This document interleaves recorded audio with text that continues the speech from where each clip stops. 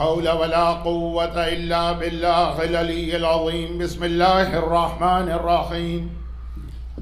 الحمد لله الملك الحق المبين رب الشهداء والصديقين، والصلاة والسلام على سيد المرسلين وخاتم النبيين ورحمة للعالمين وشفيع المذنبين والمخاطب بطه وياسين أبي القاسم محمد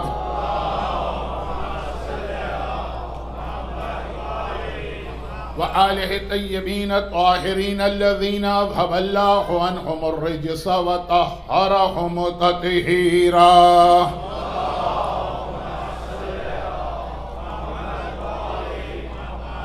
سيما للإمام المنتظر والحجة الثاني عشر عجل اللهم له الفرج، ولعنة الله على أعدائهم أجمعين من الأزل إلى الأبد. أما بعد، فقد قال الله عز وجل في كتابه المبين وفرقانه المتين وقرآنه المجيد: بسم الله الرحمن الرحيم. وما كان لمؤمن ولا مؤمنة إذا قضى الله ورسوله أمرا أن يكون لهم الخيار في أمرهم، وقال: ولن تجد لسنة الله تبديلا، وقال: ولقد كان لكم في رسول الله أسوة حسنة.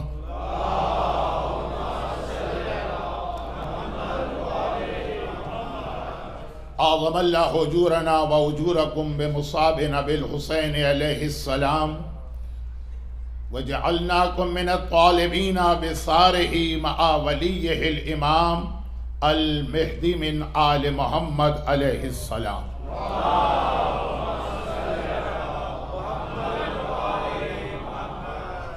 عاشور کے دن ایک دوسرے کو سلام کرنا ہے کہ نہیں؟ ایک دوسرے سے مصافحہ کرنا ہے کہ نہیں؟ یہ مسئلہ اپنی جگہ، اور جیسا کہ آپ کے علم میں ہے کہ آج کل اس کے حوالے سے بہت زیادہ ڈیبیٹ، آرگومنٹ، بحث ہو رہی، لیکن یہ طے شدہ بات ہے کہ جب دو مومن ایک دوسرے سے ملیں، جب دو مومنات ایک دوسرے سے ملیں،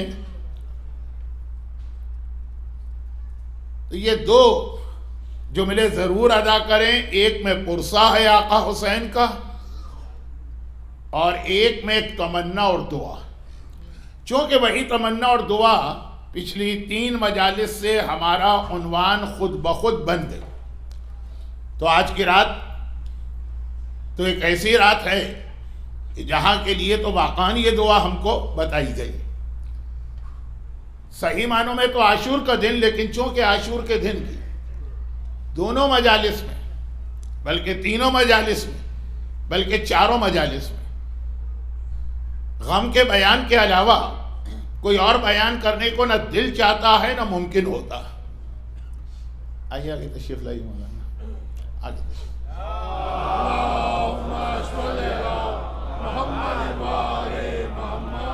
کل نماز فجر کے بعد اذان علی اکبر کی مناسبت سے مجلس ہوتی، ظہر سے پہلے قبرستان میں ایک مجلس ہوتی، فاقہ شکنی کے مرحلے اور جلوس سے پہلے اس عزا خانے میں مجلس، اور شام غریبہ. لیکن چاروں مجالس ایسی کہ جو پیغام کل ہمیں دیا جا رہا ہے عربی زبان میں، وہ بیان کرنے کا موقع نہیں ملے گا. اور میں نے 5ویں چیز کی جانب اشارہ ہی نہیں کیا کہ اعمال عاشورہ میں بھی یہ چیز ہے، لیکن وہ بھی ایک لفظ میں کہہ گیا، عربی میں ہے تو ہم کو پتہ ہی نہیں چلتا ہم کہہ کیا رہے. تو آج کی مجلس شب عاشور، لیکن اکارڈنگ ٹو اسلامک کیلنڈر عاشور یعنی 10 محرم شروع ہو چکی. اب یہ 2 جملے، سلام کی بحث اپنی جگہ، مصافحہ کی بحث اپنی جگہ.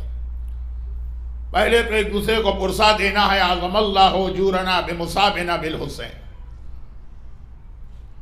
حسین کا غم، حسین کی شہادت کائنات کے ہر انسان کے لیے ایک مصیبت ہے اور ایک غم ہے، تو ہر ایک دوسرے کو پرسہ دے. اللہ ہمارے اور تمہارے اجر کو بڑھائے غم حسین میں.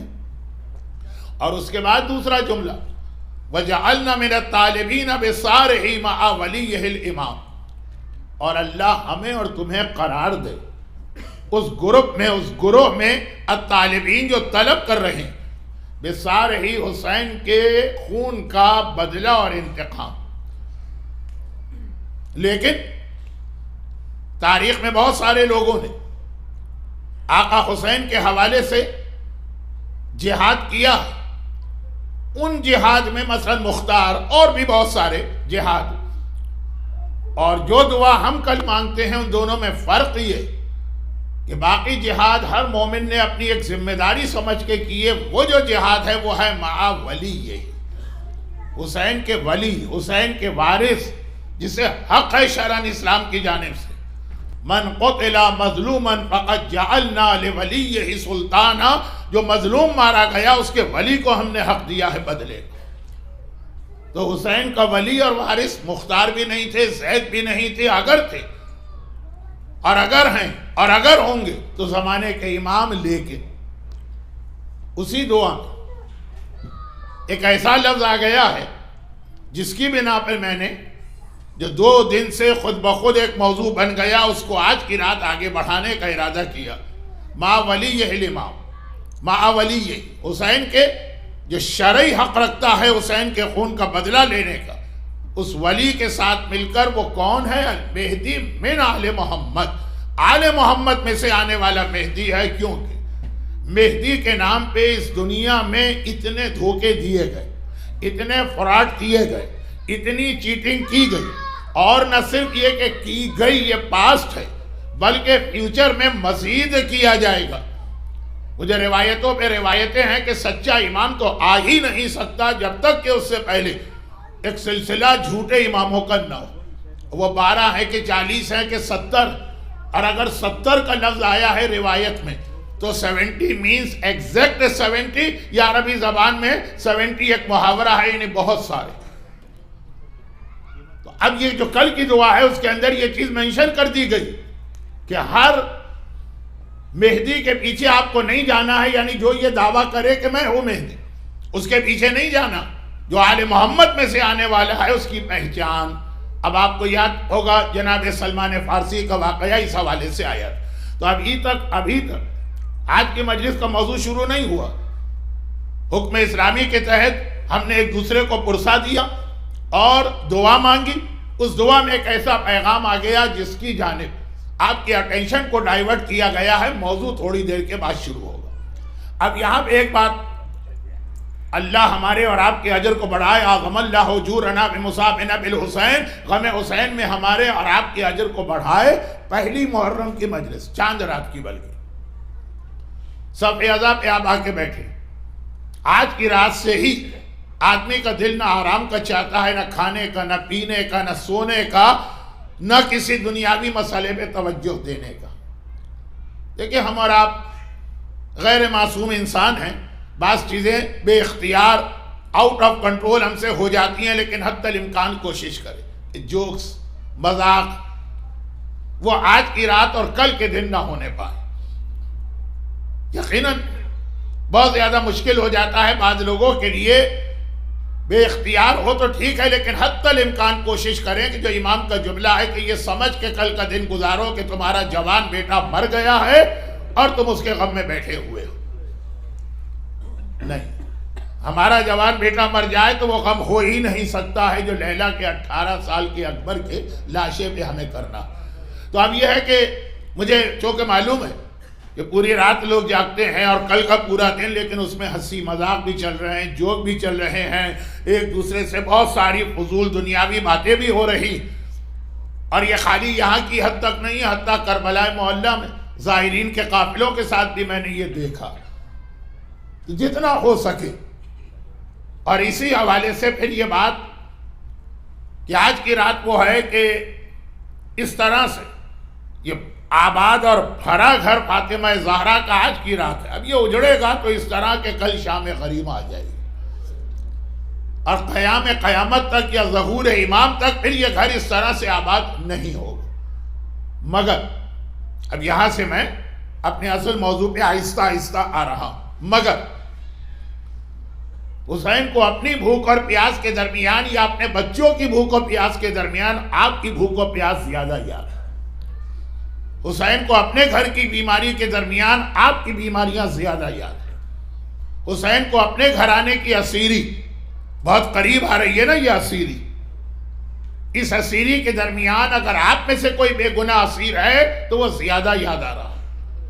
اعمال عاشورہ میں کل جو اعمال کیے جاتے ہیں، اگر ذرا سا اس کا ترجمہ بھی آپ پڑھ لیں، دل ہی نہیں مانتا ہے کہ آج عاشور کے دن کربلا میں لاشیں گر رہے ہیں، جوانان بنی ہاشم کی میتیں گر رہی ہیں اور ہم بیٹھ کر وہ چیزیں طلب کریں۔ لیکن آقا حسین زیادہ آپ کو یاد کر رہے ہیں، جس کو اختتام پر پہنچاتا ہوں میں اس جملے کے ذریعے، جو مصائب میں تو کل آئے گا لیکن پیغام آج، کہ جب تمام مصائب حسین نے برداشت کر لی، ایک ایک مصیبت ایسی ہے کہ ہم اور آپ بھی خالی غم کا بیان آج سنتے ہیں 1400 سال کے بعد تو ایک تھوڑی دیر کے لیے پاگل ہو جاتے ہیں۔ اکبر کی شہادت کوئی چھوٹا مسئلہ، عباس کے بازو قلم ہونا کوئی چھوٹا مسئلہ، قاسم کے بدن کے ٹکڑے کوئی چھوٹی شہادت۔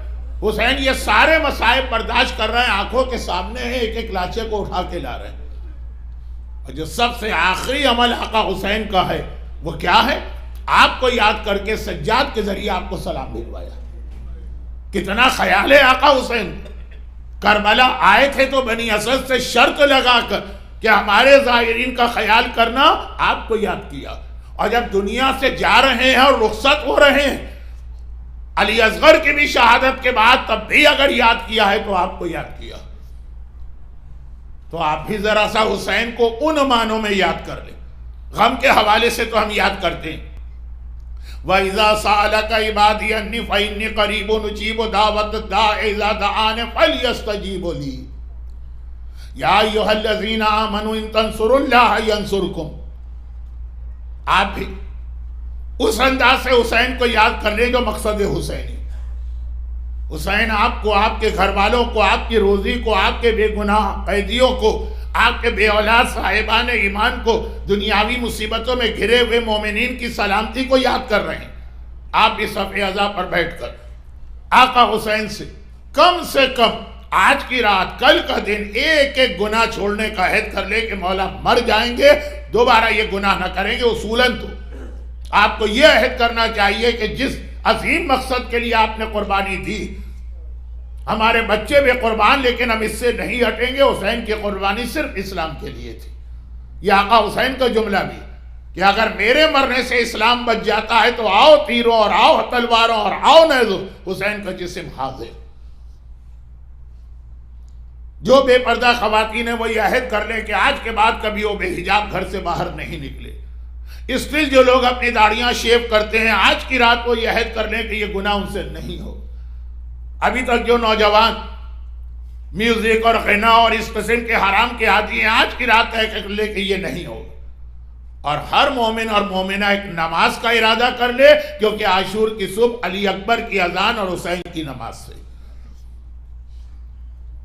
اور دوسرا یہ کہ کسی کا حق ضائع نہ کیا جائے گا۔ بنی اسد سے زمین خریدی اس لیے گئی، صرف میں نے پہلی یا دوسری محرم کی چیزوں کو ریپیٹ نہیں کیا، یہ یاد دلایا آج آپ کو عہد کرنا۔ جو آیت میں نے بہت جلدی پڑھ لی، اس کا ترجمہ یہ تھا کہ بندے مجھ سے دعا کرتے ہیں، میں فَإِنِّي قَرِيبٌ، میں ان کے بہت قریب ہوں، اُجِيبُ دَعْوَةَ الدَّاعِ، اور میں ان کی دعا کا جواب بھی دیتا ہوں، فَلْيَسْتَجِيبُوا لِي، تو وہ بھی تو میری آواز پہ لبیک کہیں۔ یہ خدا شکوہ کر رہا کہ تم تو مجھے پکارتے ہو، میں قریب ہو کے اجیب ہو، جواب بھی دیتا ہوں تمہاری پکار کا، لیکن میں بھی تو کہتا ہوں یا ایھا الذین آمنوا اقیموا الصلاۃ، میں بھی تو کہتا ہوں کہ زکوٰۃ، میں بھی تو کہتا ہوں خمس، میں بھی تو کہتا ہوں حرام و حلال۔ فلیستجیبوا لی، تم بھی تو میری باتوں پہ جواب دو۔ اور آج کی رات تو ہے باب الحوائج کی رات، یعنی دنیا بھر کے صاحبان ایمان مرد اور عورتیں اپنی حاجتیں طلب کریں گے تو یہ حاجتیں ون وے ٹریفک نہیں بننا چاہیے۔ گرچہ امام پھر بھی ساری حاجتیں پوری کریں گے، لیکن جو امام کی جانب سے حکم، جناب شہزادہ علی اصغر کے بارے میں بھی کہا جاتا کہ ان کا ایک لقب باب الحوائج، گرچہ زیادہ مشہور ساتویں امام کا یہ لقب ہے اور آقا عباس کا یہ لقب ہے. لیکن شہزادہ علی اصغر بھی باب الحوائج. اور یہاں پر ایک چھوٹی سی وضاحت کر کے اسی سے بالکل اپنے موضوع پہ آ رہا ہوں جہاں کل رات کو بات رکی تھی. یاد ہوگا جو کل رات کی مجلس میں تھے، خیبر. کیا غلطی ہوئی تھی خیبر والوں سے جو اینٹی کلائمیکس ہو گیا. کل کی مجلس ریپیٹ کرنے کا وقت نہیں، وہاں پہ بات رکی تھی نا، وہ آج بیان کرنا ہے. لیکن پہلے یہ جو آخری جملے انہی سے ربط دے گا. کاش ہمارے مومنین و مومنات یہی ایک عہد کر لیں کہ آج کے بعد کسی ایسی مس گیدرنگ میں نہیں جائیں گے کہ جہاں بے حجابی کا ماحول. شادیاں ہوتی ہیں، رشتہ دار ناراض ہوتے ہیں، ناراض ہو جائے، آقا حسین ناراض نہیں ہونا چاہیے. یہی ایک عہد کرنے. لیکن خیر میں اس بات کو اب زیادہ بیان اس لیے نہیں کرنا چاہتا کہ آج کی رات بہت اہم پیغام آپ تک پہنچانا. اور یہ بھی میں نے اس لیے کہا کہ لوگ حاجتیں طلب کرتے ہیں کربلا والوں کے وسیلے سے، کرنا چاہیے، لیکن خود بھی تو کچھ کربلا والوں کی خدمت کر کے دے. باب الحوائج علی اصغر. عباس تو ہیں، ساتویں امام تو ہیں، لیکن شہزادہ علی اصغر کے بارے میں بھی کہا جاتا. اور اب جو میں جملہ کہہ رہا ہوں اسے غلط مت سمجھیے گا. میرا مقصد یہ نہیں ہے کہ یہ آپ غلطی کر رہے ہیں، لیکن ہمارے اکثر یہ ہوتا ہے کہ جناب علی اصغر کا تذکرہ جب ہوتا ہے تو اولاد، اور جن کے یہاں اولاد نہیں ہے وہ اس حوالے سے منتیں مانتے ہیں یا مانتی. گرچہ اس کے اندر بھی بعض اوقات اپنے اندازے سے جب وہ منتیں مانی جاتی ہیں تو ایک نعوذ باللہ ایک مذاق کا ماحول بن جاتا. کیونکہ میں نے یہ بھی دیکھا ہے کہ حضرت علی اصغر کے نام پہ مجسمے یا پتلے سونے کے بنا کے چڑھائے جاتے ہیں. وہ حلال عمل ہے کہ حرام، وہ اپنی جگہ. میں نے یہ بھی دیکھا کہ اب گہوارہ علی اصغر کے اوپر وہ پیمپر یا نیپیز وہ بھی شامل کیے جاتے ہیں. یہ اہل بیت اطہار کی شان میں گستاخی نہیں ہو رہی ہے کچھ زیادہ ہی. لیکن خیر بات یہ نہیں ہو رہی ہے، بات یہ ہو رہی ہے کہ اولاد کے حوالے سے کوئی حرج نہیں. لیکن یہ یاد رکھیے گا کہ اولاد کے حوالے سے جس کو اولاد نہ ہوتی، یہ میں کوئی دعائیں نہیں بتا رہا ہوں، آپ کو پتا ہے کہ میرا طریقہ بھی نہیں، اور میں اس کا قائل بھی نہیں ہوں کہ یہ دعا لو اور 24 گھنٹے میں تمہارا مسئلہ حل ہو جائے گا. لیکن دعا کے حوالے سے ایک چھوٹا سا اصول اولاد کے حوالے سے اور کوئی عدالتی معاملے کے حوالے سے جو وسیلہ ہمارے بزرگ علماء نے بتایا ہے وہ جناب مسلم ابن عقیل کا ہے. خدا نخواستہ میرے جملے کا مطلب یہ نہیں ہے کہ حضرت علی اکبر کے یا حضرت علی اصغر کے وسیلے سے یہ دعا نہ مانگیے، غلط فہمی نہ ہو. لیکن جو ایک زیادہ صحیح طریقہ ہے وسیلے کا وہ یہ بہت ہی مشہور واقعہ میں پڑھتا رہتا ہوں، اس کو تفصیل میں جانے کا موقع نہیں. آغا ابوالحسن اصفہانی تاریخ شیعہ کے ایک بہت ہی عظیم مرجع، بہت پرانے بھی نہیں، 100 سال بھی نہیں ہوئے ہوں گے. 1945 میں انتقال ہوا ہے. کیلکولیشن کر لیجئے کہ کتنے سال ہوئے. اور لیکن بہت ہی اہم زمانے میں اللہ نے ان کی مرجعیت رکھی تھی. یہ پروردگار کا ایک عجیب نظام. شب عاشور مرجعیت پہ بات کرنے کا دل نہیں جا رہا، لیکن ہماری آپ ہسٹری دیکھیے گا مراجع کی کہ جب کبھی ٹائم پیریڈ ایسا آیا کہ ایک ایسا مرجع چاہیے جو ایک طرح سے میریکل دکھا سکتا ہو تو پروردگار نے ایسا ہی مرجع مہیا کر دیا ہے. واقعات پہ واقعات ہیں، بڑی انٹرسٹنگ ہسٹری ہے. لیکن آج رات کے موضوع سے ہٹ کر سیکنڈ ورلڈ وار اور اس سے پہلے کا زمانہ 30s بہت اہم زمانہ ہے. اسی میں تو ساری تیاریاں ہوئی سیکنڈ ورلڈ وار کی اور ہٹلر اتنا اسٹرانگ ہوا. اور وہ مرجعیت تھی آغا ابوالحسن اصفہانی کی. حضرت سلمان فارسی کے حالات میں ایک جملہ میں نے عرض کیا تھا کہ اگر اب آج کل لوگ جا رہے ہیں، راستے کھل گئے ہیں، علاقے محفوظ ہو گئے ہیں، مدائن میں یا سلمان پاک میں جانا نہ صرف یہ کہ بہت آسان ہو گیا بلکہ جانے والے زائرین کا کہنا ہے کہ وہاں پہ ایک عجیب مزہ آتا ہے. سلمان فارسی، پورے حالات آ چکے. تو وہاں پہ ان کے برابر میں جو قبر ہے حذیفۃ الیمانی، جو وہاں پہ تو دفن نہیں تھے، وہ دریا کے کنارے دفن تھے. قبر میں پانی آیا تو خواب میں وہ آئے بادشاہ کے، اور بہت پرانی بات نہیں ہے، یہ 30s کی بات، 100 سال بھی نہیں ہوئی، اور میت کو وہاں سے نکالا گیا. تو اس وقت ایک مسئلہ ہوا تھا کہ کیا قبر کو کھولا جا سکتا ہے ایسے موقع پہ. تو آقا ابوالحسن اصفہانی کی مرجعیت تھی، گرچہ ان سے زیادہ اس وقت شہرت آقا نائینی کی تھی، وہ بھی زندہ تھی، لیکن آقا ابوالحسن اصفہانی ایک بڑی شخصیت. تو ان کے حکم یا فتوے پہ پیغمبر کے صحابی جو 1400 سال پہلے دفن ہوئے، ان کی قبر کو کھود کر وہ میت نکالی گئی، جو بالکل تر و تازہ، بڑے پورے فوجی پروٹوکول کے ساتھ اس کو لا کے سلمان کے برابر دفن کیا گیا. یہ میں آقا اصفہانی کا تعارف کرا رہا ہوں. ان کا ایک جملہ بہت ہی مشہور تھا. جب ایک ہندوستان کے ایک بہت بڑے عالم دین گئے تھے، اولاد ہوتی ہے اور مر جاتی ہے، اولاد ہوتی ہے اور مر جاتی ہے. کہا مسلم ابن عقیل کے نام کی منت مانو کہ اگر اللہ مجھے اولاد دے گا اس کا نام مسلم رکھوں گا. اور آپ کو یہ میں نے واقعہ کو 40 سال سے تو میں پڑھ رہا ہوں، 45 سال سے. دنیا میں بہت سارے بچے ملیں گے جو خود جن کے نام مسلم ہیں، اب وہ خود بچوں کے باپ بن گئے. اور بہت سے آپ کو بتائیں گے کہ ان کے والد نے میری مجلس میں یہ سن کر اس پہ عمل کیا ہے. یہ میں نے تو کچھ نہیں بتایا، آقا ابوالحسن اصفہانی. اور اس کا ریزن جو بتائے نا، وہ آج کی مجلس کا موضوع، وہ ہے اصل ٹاپک جو کل جو یسٹرڈے کی مجلس اس سے کنیکٹ ہوگا. اور یہ کہا کہ اللہ کا ایک نظام، جو اللہ کے لیے جس انداز کی قربانی دیتا، اللہ اس چیز کو پھر ہمیشہ اس کے لیے مخصوص کر دیتا. اب یہ جملہ ذرا سا مشکل ہو گیا، وقت نہیں ہے میرے پاس، اس کو سمجھانے کا ایگزامپل دوں گا، 1 منٹ میں سمجھ میں آ جائے گا. ہمارے ہاں یہ رواج بھی دیکھیں، بیماری کا تذکرہ ہوتا فوراً چوتھے امام کے وسیلے سے دعا مانگی جاتی، چاہے لوگوں کو روایتیں نہ معلوم ہوں، چاہے آقا ابوالحسن اصفہانی کا یہ واقعہ نہ معلوم ہو، لیکن بیماری تو یاد آ گیا کہ تمام ائمہ طاہرین میں چوتھے امام کی بیماری، تو بیمار کا وسیلہ چوتھے امام کو قرار دو. لیکن بیمار تو مولا کے نام سے بھی، بیمار تو 9ویں امام کے نام سے بھی، بیمار تو 11ویں امام کے نام سے بھی شفا پا سکتا. لیکن خود مومن کا دل یہ کہتا، اور تھوڑی کامن سینس کی بات، کوئی بے گناہ قید ہو جائے تو اب 7ویں امام کا وسیلہ دیا جاتا، اس اعتبار سے کہ 7ویں امام کی قید ہے، انہوں نے اللہ کی خاطر 14 سال قید خانے میں برداشت کی. یاد رکھیں یہ ساری ہستیاں مجبوری کی وجہ سے مصائب برداشت نہیں کر رہی. 7ویں امام چاہتے تو ایک لمحے کے لیے ہارون کا خاتمہ ہو جاتا، ایک لمحے میں قید خانہ ہی ختم ہو جاتا، لیکن اللہ کی خاطر کہ اللہ کو اس وقت 14 سال کی قید چاہیے. 7ویں امام اس مظلومیت کے ساتھ رہے. تو آج بھی ہمارے یہاں کوئی بے گناہ قیدی ہو، 7ویں امام کا وسیلہ دیتے ہیں. یا یہ کہ اگر کوئی دعا کسی کو چاہیے، داؤد کا عمل کرتے ہیں.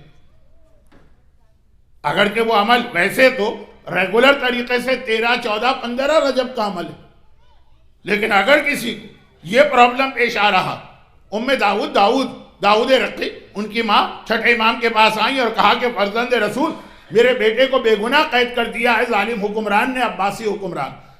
تو امام نے ان کو یہ عمل بتایا کہ اس پر، اور بہت کلوز ریلیشن ہے ان کا اہل بیت کے گھرانے سے، کہا یہ عمل کرو، دیکھو کتنے جلدی تمہارا بیٹا رہا ہوتا، اور تم ہی یہ عمل کرنا، کیونکہ ماں کے دعا اولاد کے حق میں جتنے جلدی قبول ہوتی. 2-3 دن پہلے آپ نے سنا ہوگا شہزادہ علی اکبر کے مصائب جہاں تفصیل سے پڑھے گئے دنیا میں.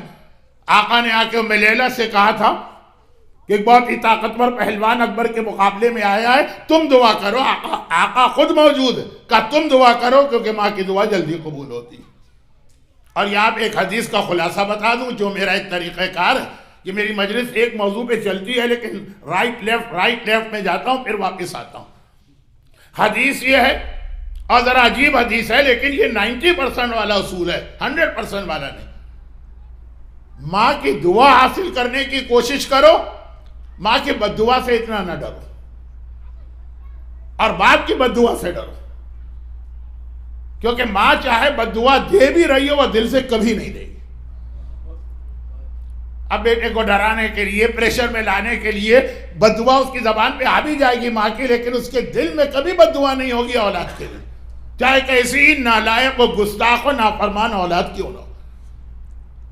اب ایکسیپشنز پروف دا رول، 1% 2% کی بات نہیں۔ ہاں دعا جب دے گی ماں دل کی گہرائی سے دے گی، تو ماں کی دعا اور باپ کی بد دعا، باپ اتنا ہوتا ہے سخت کہ اگر واقعا ناراض ہو گیا تو وہ جب بد دعا بھی دیتا ہے تو دل کی گہرائی سے دیتا ہے۔ دعائے مشلول کا واقعہ کیا؟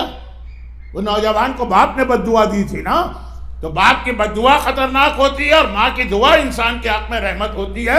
ام لیلہ سے بھی یہ جملہ کہا، ام داؤد سے بھی یہ جملہ کہا، تو خیر بات یہ ہو رہی تھی بے گناہ قیدی۔ اب وسیلہ ہر ایک کا دے سکتے ہیں، اس امام کا وسیلہ دے رہے ہیں جو خود قید میں رہا، تو وہ جو ہمارے یہاں کامن سینس کا اصول ہے وہی مسلم ابن عقیل کے حوالے سے۔ اب میں جو جملہ کہہ رہا ہوں یہ توہین نہ بن جائے کہیں شہزادہ علی اصغر اور ان کی مادر گرامی شہزادی رباب کو۔ شہزادہ علی اصغر نے راہ خدا میں اپنی قربانی دی، مسلم ابن عقیل نے راہ خدا میں اپنی اولاد کی قربانی دی۔ مسلم ابن عقیل کے جتنے بیٹے تھے، کچھ کوفے میں شہید ہوئے جو مسیب میں ان کا روضہ ہے، اور کچھ کربلا میں شہید ہوئے۔ مسلم کی اولادیں بہت ساری ہیں، کئی، لیکن کربلا کے جہاد میں مسلم کی ساری اولادیں ختم ہو گئی، مسلم کی نسل آگے نہ چلی۔ تو نے اپنی اولاد اور نسل کو میری خاطر قربان کر دیا، تو اب تیرے نام پر قیامت تک جو بھی اولاد مانگے گا میں اس کو اولاد عطا کروں گا۔ یہ پروردگار کا وہی اصول جس کے اعتبار سے ہم چوتھے امام کا نام لے کے بیمار کی دعا کرتے ہیں، ساتویں امام کا لے کے قیدی کی دعا کرتے ہیں۔ اور دوسری بات یہ کہ کربلا کے جتنے شہید، میں مسلم ابن عقیل کو بھی شہدائے کربلا کی لسٹ میں شامل کرتے ہوئے جملہ کہہ رہا ہوں۔ مسلم ابن عقیل اونلی مجاہد ہے کربلا کے جو کورٹ میں گئے اور جیسا بھی صحیح قسم کا ٹرائل ان کا ہوا، ابن زیاد کے دربار میں قید کر کے لے جائے گئے۔ کربلا کا باقی کوئی مجاہد ایسا نہیں، چوتھے امام بھی قید ہو کے گئے لیکن وہاں کسی قسم کی اور کوئی بات نہیں ہوئی۔ تو ساتویں مسلم ابن عقیل نے کربلا میں یہ امتحان دیا کہ ظالم کے کورٹ میں جا کر ایک طرح کا جو کورٹ کا پروسیجر ہوتا ہے اس کو فیس کیا، اور آخر میں کہا ان کو شہید کر دو۔ تو یہ دو مسئلے ایسے ہیں جو ان کے نام پہ، ہر ایک کے نام پہ حل ہوں گے، غلط مت سمجھیے میری بات کو۔ لیکن جو مومن کی فطرت میں ایک ہے کہ بیمار کا نام ہے تو سجاد، قید کا نام ہے تو ساتویں امام، یہ مسلم جناب علی اصغر کتنی بڑی قربانی، زمین و آسمان تھرا اٹھیں۔ جو مصائب میں ایک جملہ میں پڑھوں گا وہ ابھی بھی سن لی، انکار آسمان کوہ رازی زمین ہے، زمین و آسمان تھرا اٹھیں۔ چنانچہ ہر حاجت پوری ہوتی ہے تبھی باب الحوائج کہلائے، لیکن خاص علی اصغر کو اولاد کے حوالے سے مخصوص نہ کی گئی۔ مسلم ابن عقیل۔ اچھا اب یہ جو بات میں کہہ رہا ہوں یہاں پہ آخری جملہ، آقا حسین علی اصغر کو کربلا میں لے کر ہی کیوں گئے تھے؟ اور یہ سوال خالی علی اصغر کے حوالے سے نہیں ہے، یہی سوال سکینہ کے حوالے سے بھی، یعنی سوال یہ بنتا ہے کہ آقا حسین جہاد کرنے جا رہے ہیں، عورتوں اور بچوں کو لے کے کیوں گئے تھے؟ یہاں سے میری بات آگے بڑھ رہی ہے، اور جو ابھی میں نے آخری بات کہی یہ اللہ کا ایک طریقہ کار ہے دین خدا کے لیے۔ جو جس انداز کی قربانی دیتا، کسی نے اپنی آزادی قربان کر دی تو اس کے نام پہ بے گناہ کو آزادی ملے گی، کسی نے اپنی صحت قربان کر دی اس کے نام پہ بیمارے کو صحت ملے گی، کسی نے اپنی اولاد قربان کر دی اس کے نام پہ لوگوں کو اولاد ملے گی، کسی نے بھوک اور پیاس یعنی اپنا رزق قربان کر دیا اس کے نام پہ لوگوں کو رزق ملا کرے گا۔ یہ ایک سلسلہ ہے اللہ کا، اور یہی سلسلہ امام زمانہ کے غیبت میں مومن کی سب سے بڑی ذمہ داری بنتا۔ اب جو بات میں نے کہی ہے اس کے لیے پہلے وہ حدیث سن لیجئے جسے ہماری شیعہ تاریخ کے بہت بڑے مراجع میں سے ایک مرحوم آیت اللہ خوئی، جن کی تقلید میں ابھی بھی بعض مومنین باقی ہیں موجودہ مرجع کی اجازت سے، انہوں نے تفسیر البیان کے مقدمے میں بھی نقل کیا ہے، ویسے بھی مشہور حدیث کہ امام فرماتے ہیں کہ دیکھو اللہ کا طریقہ، میں نے آیت جو تلاوت کی ہے آج اس میں سے ایک آیت کی لن تجد لسنت اللہ تبدیلا، اللہ کا طریقہ کبھی چینج نہیں ہوتا۔ اس میں سے ایک طریقہ یہ ہے کہ ہر نبی کو وہ معجزہ دیا جو اس زمانے کی سب سے بڑی ترقی تھی، ویسا معجزہ دو، جیسا زمانہ ہے ویسا معجزہ۔ موسیٰ کے زمانے میں جادو کا بڑا رواج ہے. حضرت موسیٰ کو ایک ایسا معجزہ دیا گیا جو جادو سے ملتا جلتا تھا. حضرت عیسیٰ کے زمانے میں میڈیکل سائنس کی بڑی ترقی تھی دنیا. حضرت عیسیٰ کو جو معجزہ دیا گیا کہ وہ اندھے کو بینائی دے دیتے ہیں اور ابرص کو ٹھیک کر دیتے ہیں، بلکہ مردے تک کو زندہ کر دیتے ہیں. یہ کچھ میڈیکل سائنس سے ریلیٹڈ معجزہ ہوا نا پیغمبر کے زمانے میں. اس وقت تو فصاحت و بلاغت کا رواج تھا تو قرآن، اور قیامت تک کے لیے سائنس کا رواج ہے تو قرآن کی آیتیں پڑھتے جائیے، سائنس کی تحقیقات دیکھتے جائیے، سائنس تصدیق کرتی چلی جاتی ہے. تو اب یہ تو قرآن پیغمبر کے حوالے سے تو بہت لمبی بات ہو جائے گی، لیکن ایک طریقہ کار ہے اللہ کا، اور یہ کامن سینس کی بات بھی. اب فرض کیجئے کہ میں یہاں فزکس کی کوئی بات آپ کے سامنے کروں اور ایک آدمی بھی فزکس کو نہ جانتا ہو، تو چھوٹی سی بات بھی کروں گا آپ کو بہت بڑی بات لگے گی، غلط بات بھی کروں گا تو آپ پکڑ ہی نہیں پائیں گے، آپ جانتے ہی نہیں ہیں کہ فزکس کیا چیز. میں مثال دے رہا ہوں، آپ مجھ سے زیادہ جانتے ہیں، میں نہیں جانتا فزکس کیا چیز. اگر میں یہاں کو اکنامیکل تھیوریز پہ بات کرنے لگوں اور کوئی جاننے والا نہ ہو اکنامکس کو، تو چھوٹی سی بات، غلط بات بھی ان کو کنفرم ہی نہیں کر سکیں گے، ان کو بہت بڑی بات لگے گی کہ بھئی یہ بہت بڑا عالم ہے، دیکھیے ایسی ایڈم اسمتھ کی تھیوری پر بحث کر رہا ہے ممبر پہ بیٹھ کے. لیکن اگر سارا مجمع فزکس کے پی ایچ ڈی کا ڈاکٹرز کا ہو اور ان کے سامنے میں فزکس کی کوئی بات کروں، ایک ایک جملے پہ وہ پکڑیں گے. اگر ماہر ہوتے ہیں نا ایکسپرٹ، ان کے سامنے زبان کھولنا بہت مشکل ہے. موسیٰ کا زمانہ جادو کا زمانہ. موسیٰ اگر کوئی ایسا معجزہ فصاحت و بلاغت کا لے آتے، اس کا جادوگروں سے کیا تعلق، وہ سمجھ ہی نہیں پاتے. کہا جس کے اندر تم ماہر ہو ویسا ہی معجزہ لائے گا تاکہ تم پہچان سکو کہ یہ جادو نہیں ہے، واقعاً یہ اللہ کی طرف سے دیا ہوا معجزہ. جیسے پی ایچ ڈی ڈاکٹرز کے درمیان بیٹھ کر فزکس کی کوئی بات کرنا کتنا مشکل کام. عام مجمع کے اندر تو آپ جو بھی الٹی سیدھی ہاتھ دیجئے لوگ کہیں گے ہاں بہت بڑا عالم ہے، دیکھیں کتنے بڑے بڑے ریفرنس دے رہا. طریقہ بھی یہ ہے، بہت سارے لوگوں کے گوگل میں جاتے ہیں اور فزکس کے 10 ماہرین کے نام نکال کے یاد کر کے آپ کے سامنے پیش کر دیتے. آپ سمجھتے ہیں انہوں نے ایک ایک کی ریسرچ پڑھی. خیر اب میں کہاں چلا گیا. تو اللہ کا یہ جو ایک طریقہ، جیسا زمانہ اللہ کی حجت ویسا ہی معجزہ لے کے آتی، تاکہ ان کو پتا چلے کہ جس چیز میں تم اپنے آپ کو اتنا ماہر سمجھ رہے، تمہارا سارا علم ایک طرف معجزہ اسے کہتے. اور زیادہ اس بات کو آگے بڑھانے کی گنجائش بھی نہیں ہے، ضرورت بھی نہیں.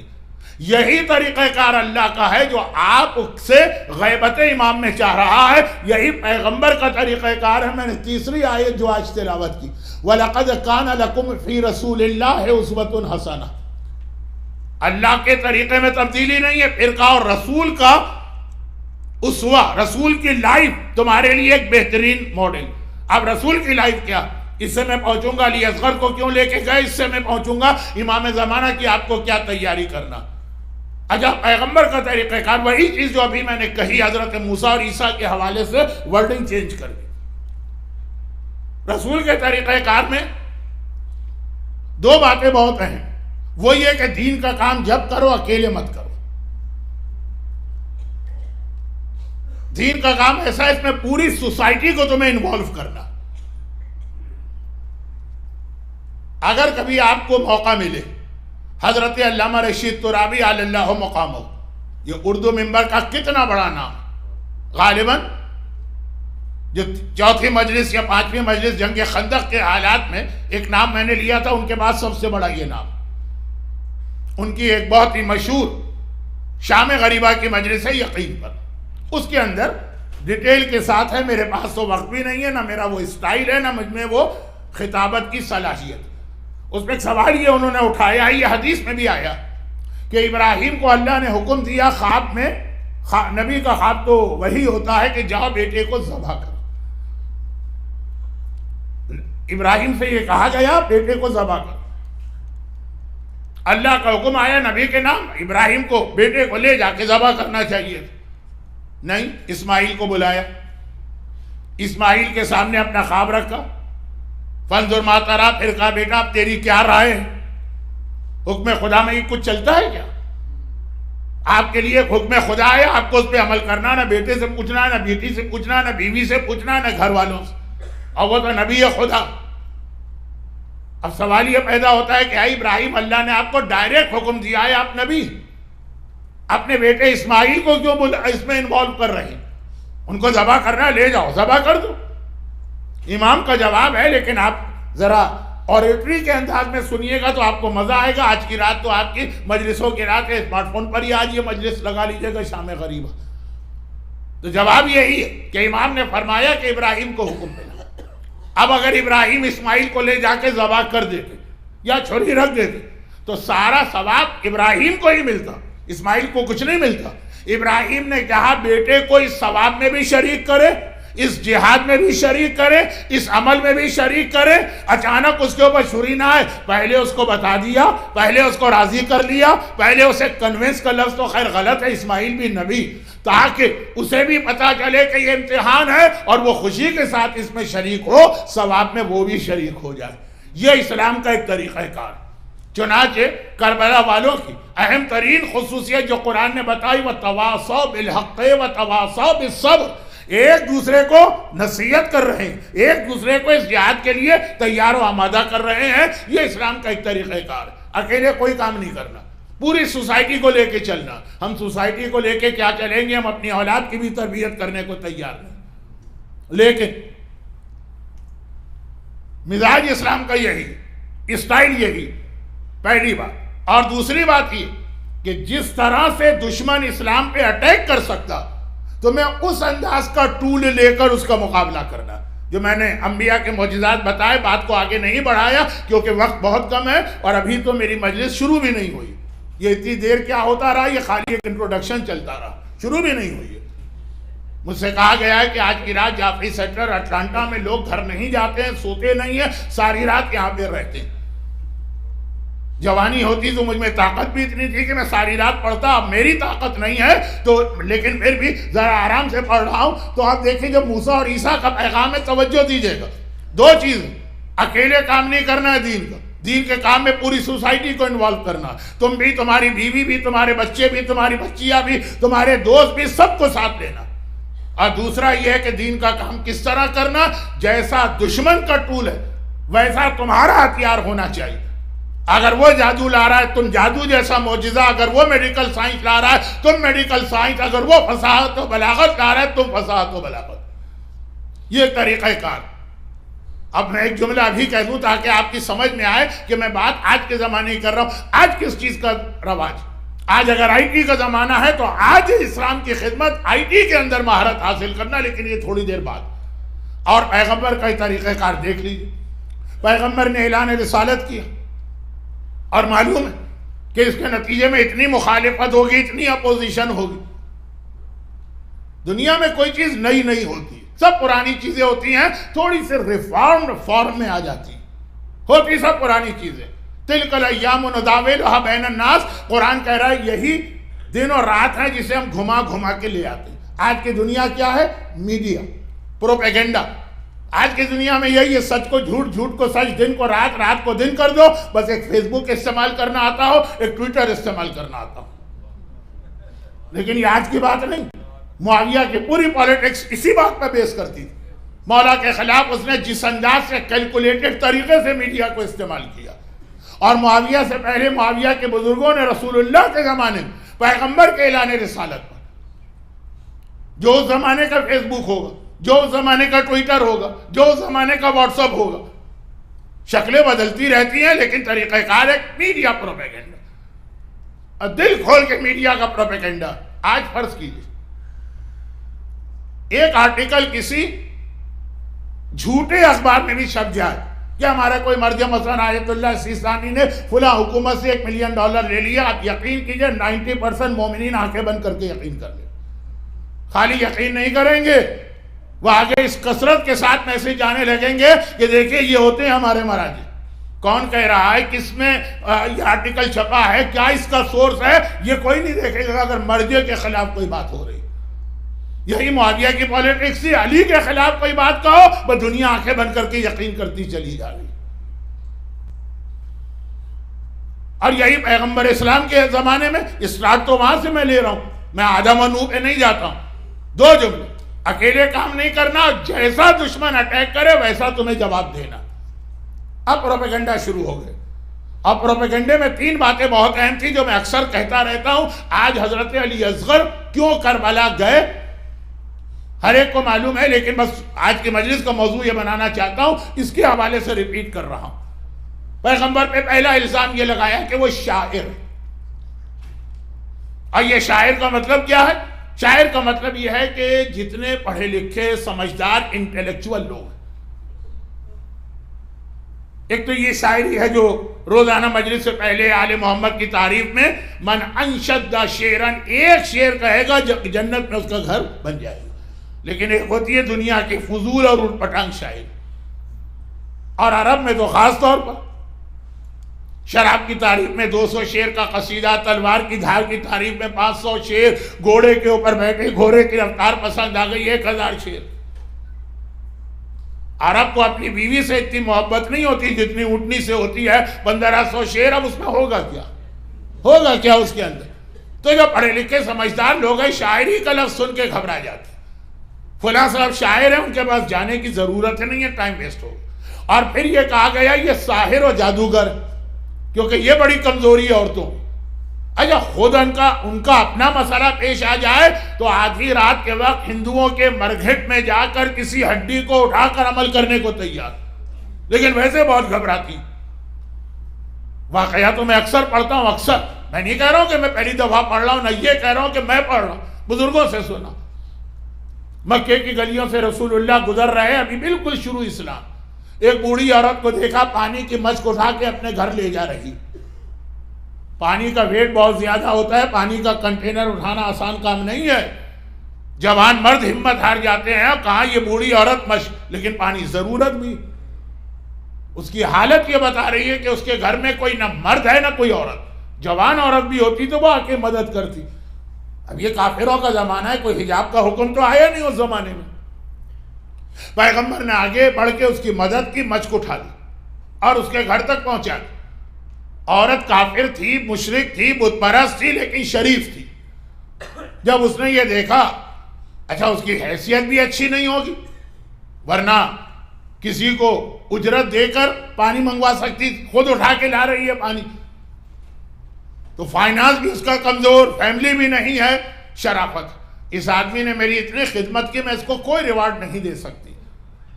آنکھوں میں آنسو آ گئے. کہا کہ اے نوجوان، میں تیری اور کوئی خدمت نہیں کر سکتی، لیکن اتنا چاہتی ہوں مکے کے اس بدترین ماحول تو جیسے شریف آدمی باقی رہے.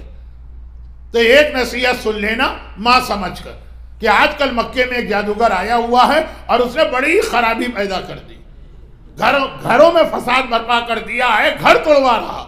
اس کے قریب نہ جانا، کہیں اس کا جادو تیرے اوپر نہ اثر ہو جائے. دیکھیں یہ گھر میں بیٹھنے والی ایسی عورت جس کو کوئی اتنی مدد دینے کو تیار نہیں ہے کہ پانی دے سکے، پانی، لیکن اسے بھی پتا چل گیا اپنے گھر کے اندر بیٹھے بیٹھے. یہ دوسری بات ہے کہ پیغمبر نے سر جھکا کے کہا کہ آپ نے نصیحت کی، آپ کا شکریہ، لیکن میں اس پہ عمل نہیں کر سکتا. گھبرا کے کہا تو ویسے تو بڑا شریف نظر آ رہا، کیوں عمل نہیں کر سکتا؟ کہا میں ہی تو وہ ہوں جس کا آپ تذکرہ کر رہی. گھبرا کے کہا تو یہ جو تو نے میری مدد کی ہے کیوں کی ہے؟ کہا جو پیغام میں لے کے آیا ہوں اس کے اندر یہ ہے کہ ہر پریشان حال کی مدد کرنا ہے. بے اختیار کہتی اشہد ان لا الہ الا اللہ و اشہد انک رسول اللہ، گواہی دیتی ہوں کہ تو سچا رسول. کردار سے اسلام پھیلتا، کیریکٹر سے اسلام پھیلتا. اب پہلے دن اسلام میں پیغام آ گیا کہ ہر پریشان حال کی مدد کرنا، مومن ہو کہ مشرک ہو کہ بت پرست ہو کہ عام مسلمان ہو، جو بھی پریشان حال ہے اس کی مدد کرنا. یہ دنیا آج جاتی ہے چیریٹی پہ، بڑی بڑی آرگنائزیشن بنتی ہے. اللہ کا رسول اس زمانے، یہ بالکل اسلام کا ارلی سٹیج ہے. ابھی نماز تو خیر ہمیشہ سے رہی ہے، روزہ، زکوٰۃ، خمس، جہاد، یہ سارے واجبات ابھی نہیں آئے، یہ حکم آ گیا. لیکن اس سے یہ پتا چل گیا نا کہ کتنا زبردست پروپیگنڈا عربوں نے کیا تھا کہ گھر میں بیٹھنے والی عورتیں بھی پیغمبر کا نام سن کے گھبرا جاتی تھی کہ یہ جادوگر. اچھا پھر ذرا سا یہ پروپیگنڈا جو تھا لوگوں کو اپیل، یعنی ان کی عقل بھی کہتی تھی کہ ہاں یہ ٹھیک، کیونکہ جس گھر میں پیغمبر کا پیغام آتا وہاں جھگڑا تو ہوگا. ایک نوجوان نے کلمہ پڑھ لیا، باپ نے کہا بیٹا کھانا کھا، اس نے کہا یہ مثلا پورک ہے میں نہیں کھاؤں گا. یہاں تو ڈیری کوئن میں اب تک بحث چل رہی ہے پتہ نہیں کتنے سال سے، میں ہمیشہ ٹارگٹ بنتا ہوں، میں نہیں کھاؤں گا. جھگڑا ہوا کہ نہیں؟ ماں گھر سے باہر نکلی، جوان بیٹے نے کہا کہ آپ بے حجاب جا رہی ہیں، جائز نہیں ہے، جھگڑا ہوگا کہ نہیں ہوگا؟ نوجوان صبح کے وقت پڑا سوتا رہا، والدین نے کہا فجر کی نماز قضا کر رہے، جھگڑا ہوگا کہ نہیں ہوگا؟ آج مومن گھرانے میں، 12 امامی شیعوں میں، اہل بیت کے ماننے والوں میں جھگڑا ہو جاتا ہے اگر واجبات و حرام کو آپ لے کے آ جائیے. تو 1400 سال پہلے تو کافروں اور مشرکوں میں جھگڑے ہو ہی رہے. شوہر کو بیوی سے، بیوی کو شوہر سے اختلاف ہے دین کے مسئلے پر، اور زیادہ کہ یہ جادوگر ہے اور ہم اپنی آنکھ سے دیکھ رہے ہیں. فلاں کی بیٹی کا اپنے شوہر سے جھگڑا ہو گیا کیونکہ اس نے اس کا کلمہ پڑھ لیا تھا. اور پھر کہا گیا کہ یہ پیغمبر نعوذ باللہ مجنون ہے، پاگل ہے، کریزی پرسن. یہ کیوں کہا گیا؟ تاکہ بچے پیغمبر کا مذاق اڑائیں. ایک سے بہت چھوٹے بچے ہوتے ہیں، 6 مہینے اور 1 سال اور 2 سال کے، ایک ہوتے ہیں اون محمد کی ایج کی، جس کو اسلام میں کہتے ہیں ممیز، بالغ نہیں ہے، سمجھدار. بہت سارے فقہی مسئلے اس بچے کے حوالے سے آتے ہیں. لیکن خیر اب میرے پاس نہ وقت ہے نہ مجلس میں فقہی مسائل بیان کرنے کا. آج شب عاشور موقع.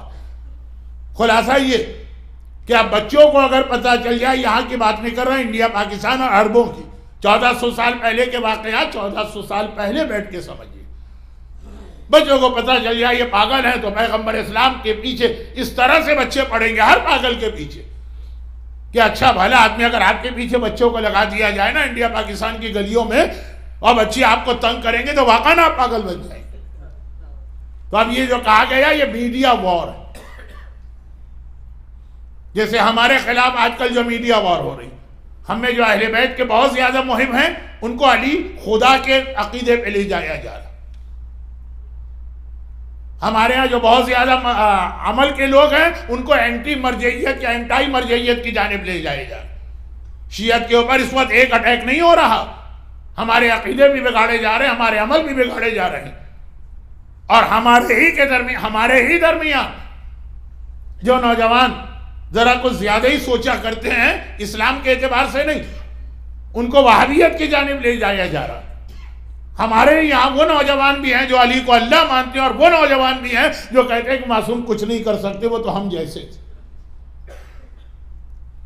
کیونکہ دشمن نے اٹیک ایک نہیں کیا، ہر ایک کی نیچر کو دیکھتے ہوئے اس کے اعتبار سے اس پہ حملہ کیا. لیکن یہ تو مجلس کا آگے چل کے موضوع بننا تھا، پہلے مثال پوری ہو جائے. تو اب یہاں پہ پیغمبر اسلام کے خلاف 3 طریقے سے پروپیگنڈا ہوا. جادوگر کا لفظ سن کے عورتیں بھڑک اٹھے کہ یہاں نہیں جانا.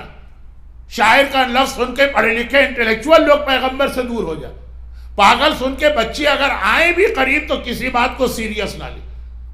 اب پیغمبر نے کہا کہ اس کا جواب دینا، اور جیسا انہوں نے اٹیک کیا ہے ویسا ہی جواب دینا.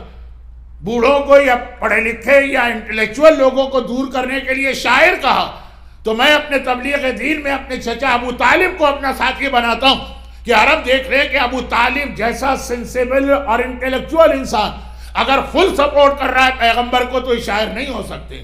اور میں تبلیغ دین کے لیے اپنا پارٹنر بناتا ہوں خدیجہ طاہرہ کو، تاکہ عرب کی عورتیں دیکھ لیں کہ اگر یہ جادوگر ہوتے تو خدیجہ جیسی سمجھدار عورت جو 70,000 کیمل کا کاروبار اس زمانے میں چلاتی ہے وہ پیغمبر کا ساتھ نہ دیتی. اور بچوں کے لیے کہا کہ میں پاگل ہوں، میں اپنے ساتھ اپنے بھائی علی کو لے کے تبلیغ رسالت کر رہا ہوں تاکہ دنیا یہ دیکھ لے کہ اگر رسول نعوذ باللہ پاگل ہوتے تو علی اس طرح سے پیغمبر کا ساتھ نہ دے. اب جیسا اٹیک ہے ویسا جواب، اور سب کو ملا لیا کہ بھائی پیغمبر کہتے کہ بھائی مجھے اس سے کیا تعلق، کون آتا ہے کون نہیں آتا ہے، مجھے اپنا پیغام پہنچانا. نہیں، مردوں کے لیے بھی، عورتوں کے لیے بھی، بچوں کے لیے بھی، ہر ایک کے اعتبار سے پیغمبر نے سامان جمع کیا اور لے کے آگے چلے. اور یاد رکھیے کہ ان 3 شخصیتوں نے اس وقت پیغمبر کو اتنا سپورٹ کیا کہ آج تک وہ اس کی پرائز پے کر رہے ہیں. جو پیغمبر کی دشمنی ہے وہ ابھی تک چل رہی، اور اسی دشمنی میں آج بھی دنیا کہتی ہے کہ ابو طالب نعوذ باللہ کافر. اور علی نے جو پرائز پے کی تو پتہ ہی ہے آپ کو. اور علی جیسی شخصیت کسی نے مجھ سے کہا تھا کہ مولانا یہ جملے آپ نے 5 سال پہلے پڑھے ہیں، آج ریپیٹ کر دیجئے. چلے موقع ملا تو ریپیٹ کر رہا ہوں، صرف 5 منٹ کی آپ کو زحمت دینا. ان کا دل چاہ رہا ہے، میرا بھی دل چاہ رہا ہے. دیکھیں آپ کو کوئی ایسا آدمی نہیں ملے گا جو کوئی بات ریپیٹ کرے تو پہلے ہی کہہ دے کہ میں ریپیٹ کر رہا ہوں. ویسے ہی مجمع ٹھنڈا ہو جاتا ہے ریپیٹ کا لفظ سن کر. اور وہ یہ کہہ لیجیے ایسی شخصیت کربلا میں جو کچھ حسین کے ساتھ ہوا یہ وہ پرائس ہے جو علی کو پے کرنا پڑ رہی. اور کس لیے؟ پیغمبر کو جو سپورٹ کیا، پیغمبر کے مشن کو جو کامیاب کیا. اور علی ہیں کون؟ علی تو ایسی شخصیت کہ کسی نان مسلم کی میں عبارت پڑھ رہا تھا کہ علی کی گریٹنس تو اس لیے سمجھ میں آتی ہے جس کے خلاف اتنے ایلیگیشن لگائے گئے، اتنا پروپیگنڈا کیا گیا، اتنے جھوٹے واقعات بنائے گئے، اس کے باوجود اتنے سارے فضائل علی اب تک باقی ہیں کہ دنیا کا بڑا حصہ علی کو خدا مان کے سجدہ کر رہا. تو اگر سارے فضائل سامنے آ جاتے تو پوری دنیا علی کے آگے سجدہ کر رہی ہوتی. اتنا چھپانے کے بعد، اتنا مٹانے کے بعد، اتنا جھوٹا پروپیگنڈا کرنے کے بعد. میرے ایک استاد، ریپیٹیشن والی بات کر رہا ہوں، وہ اکثر میرے مولا کی پوری زندگی کی سمری اپنے الفاظ میں اس طرح بتاتے.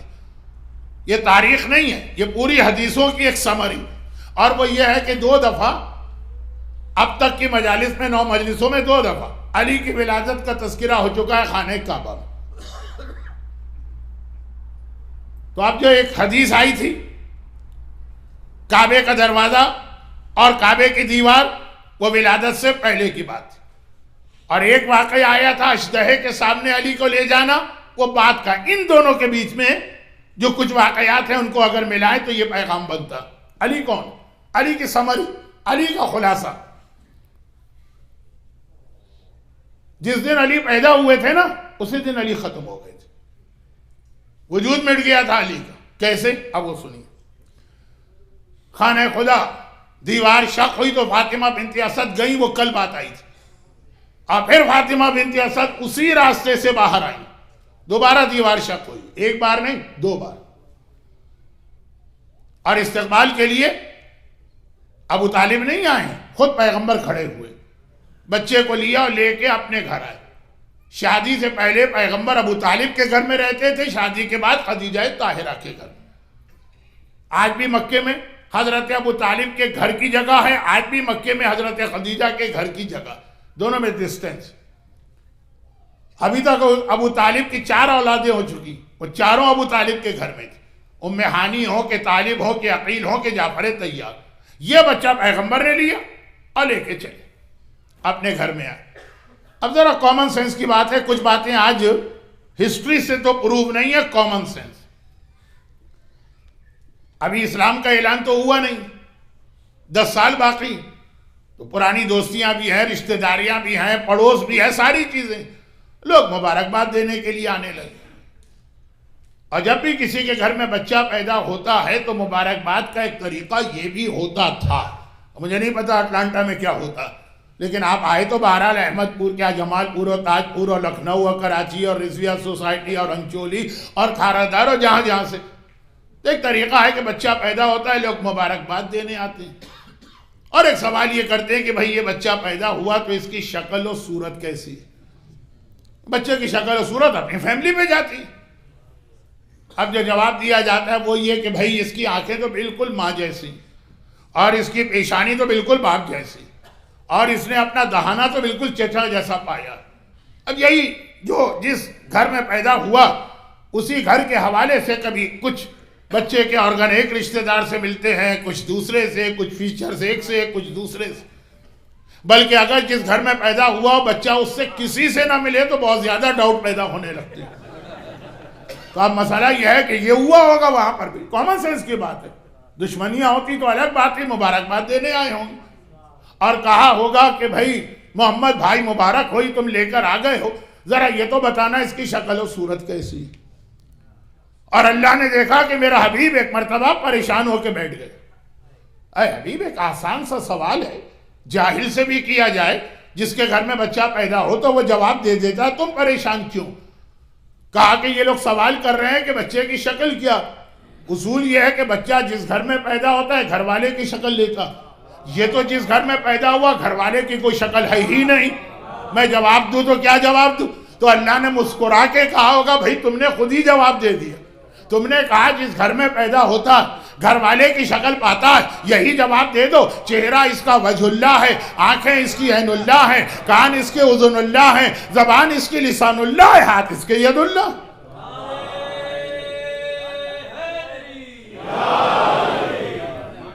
یہ نہیں کہا جا رہا ہے کہ علی خدا ہیں، لیکن بھئی جو تم نے کہا اچھا کہہ دیا رسول نے، کیونکہ سوالات ہر آدمی سوال کر رہا تھا، اتنے لوگوں نے پوچھا، پیغمبر نے جواب دے دی۔ اچھا جواب دینے کے بعد پیغمبر نے سوچا ہوگا کہ یہ تو کیا لفظ اچھا نہیں، یہ کیا خرابی ہو گئی، گڑبڑ ہو گئی، یہ تو سوال کا جواب تو میں نے دے دیا، لیکن علی تو میں نے اپنی رسالت کے تیسرے گواہ کے طور پہ مانگا تھا، تیسرا سپورٹر۔ ابو طالب و خدیجہ کے ساتھ علی بننے والے تھے، مانگا میں نے تھا، اللہ نے دے دیا، پھر ایک ایک کر کے واپس بھی لینے لگا، آنکھ بھی لے گیا، کان بھی لے گیا، زبان بھی لے گیا، ہاتھ بھی لے گیا، چہرہ بھی لے گیا۔ تو اب طریقہ کیا ہوتا؟ طریقہ یہ ہوتا ہے کہ اگر آپ کی چیزوں کو کوئی لے جا رہا تو جتنا بچ جائے اتنا تو کم از کم بچا لو نا، یہی ہر جگہ کا دستور ہے۔ کہیں پہ مثلا کوئی طوفان آ جائے تو اب جتنا آپ کا گھر کا سامان بہ گیا، لیکن جتنا آپ بچا سکتے ہیں کوشش تو کریں گے نا کہ وہ بچا لے۔ تو اب پیغمبر نے دیکھا کہ ایک ایک کر کے اللہ جو ہے علی کو واپس لے رہا ہے، تو اب پیغمبر نے دیکھا جو بچ گیا ہے وہ بچا لو۔ ایک مرتبہ کہا یا علی لحموں کا لحمی و دموں کا دمی، تیرا خون میرا خون ہے، تیرا گوشت میرا گوشت ہے۔ اب اگر آج کوئی علی کو دیکھے، آج جس دن علی دنیا کے سامنے آئے، 13 رجب کا ولادت ہوئی، 3 دن بعد 16 رجب کو دنیا کے سامنے آئے، گہوارے میں لیٹے، اس کے بعد وہ اجدہے والا واقعات ہے، یہ ان کے بیچ کا واقعہ، مسکرا رہے ہیں۔ اور ابھی علی کی ایج 3 دن کی ہے نا، تو بڑی عجیب سی مسکراہٹ، بعض بچے ہنستے ہیں تو بڑے شریر انداز میں ہنستے ہیں، ان کی ہنسی بے پیار آتا ہے۔ مولا مسکرا رہے ہیں، کہا یا امیر المومنین آپ اس وقت کیوں مسکرا رہے ہیں؟ کہا آج تو بڑا مزہ آ گیا،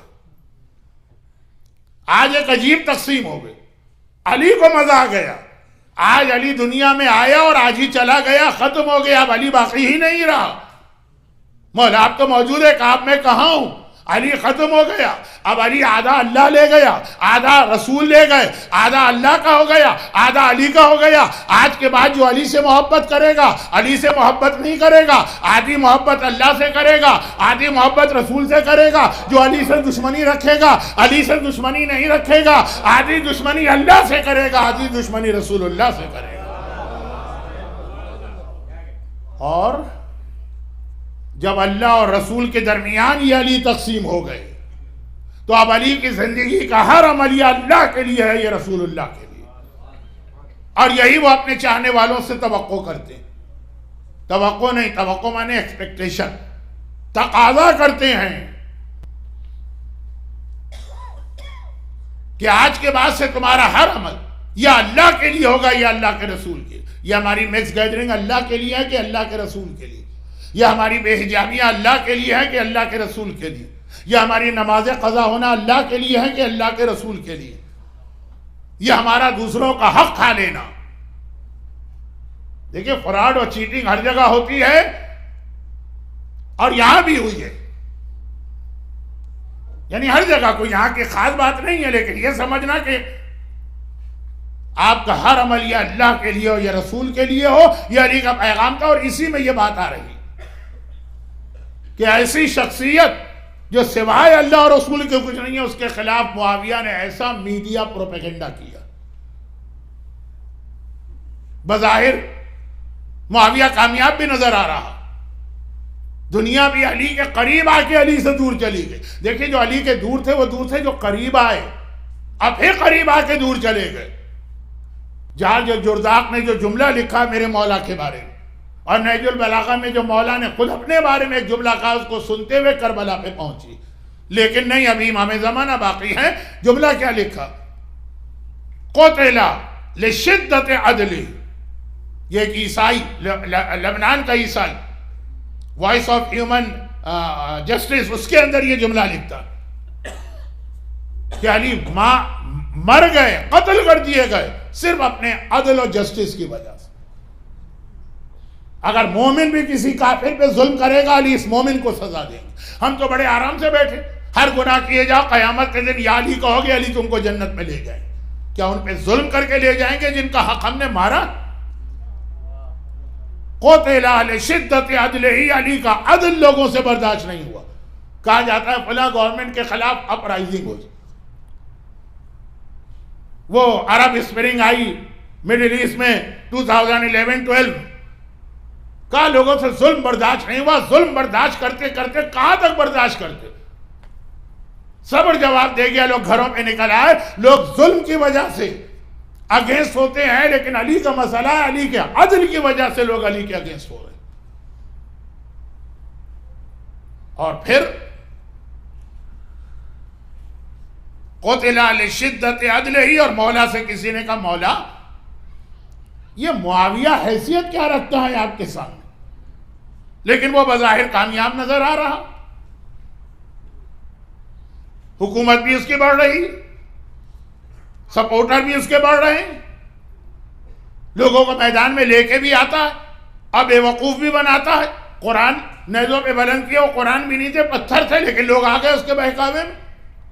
مولا کہ آپ معاویہ کا مقابلہ نہیں کر سکتے. کہا لولا التقوی لکنت ادھى الناس من العرب, اگر تقوی اور خوف خدا نہ ہوتا عرب سے بڑا, عرب میں علی سے بڑا کوئی پولیٹیشین نہیں تھا.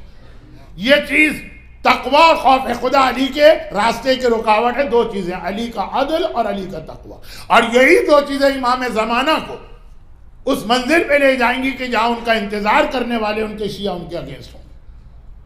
وہ جو 3 دن سے میں سورہ بقرہ کی آیت نمبر 89 کی تلاوت کر رہا ہوں, ایک امام زمانہ کا عدل برداشت نہیں ہوگا, ایک امام زمانہ کی حکومت میں تقوی برداشت نہیں ہوگا.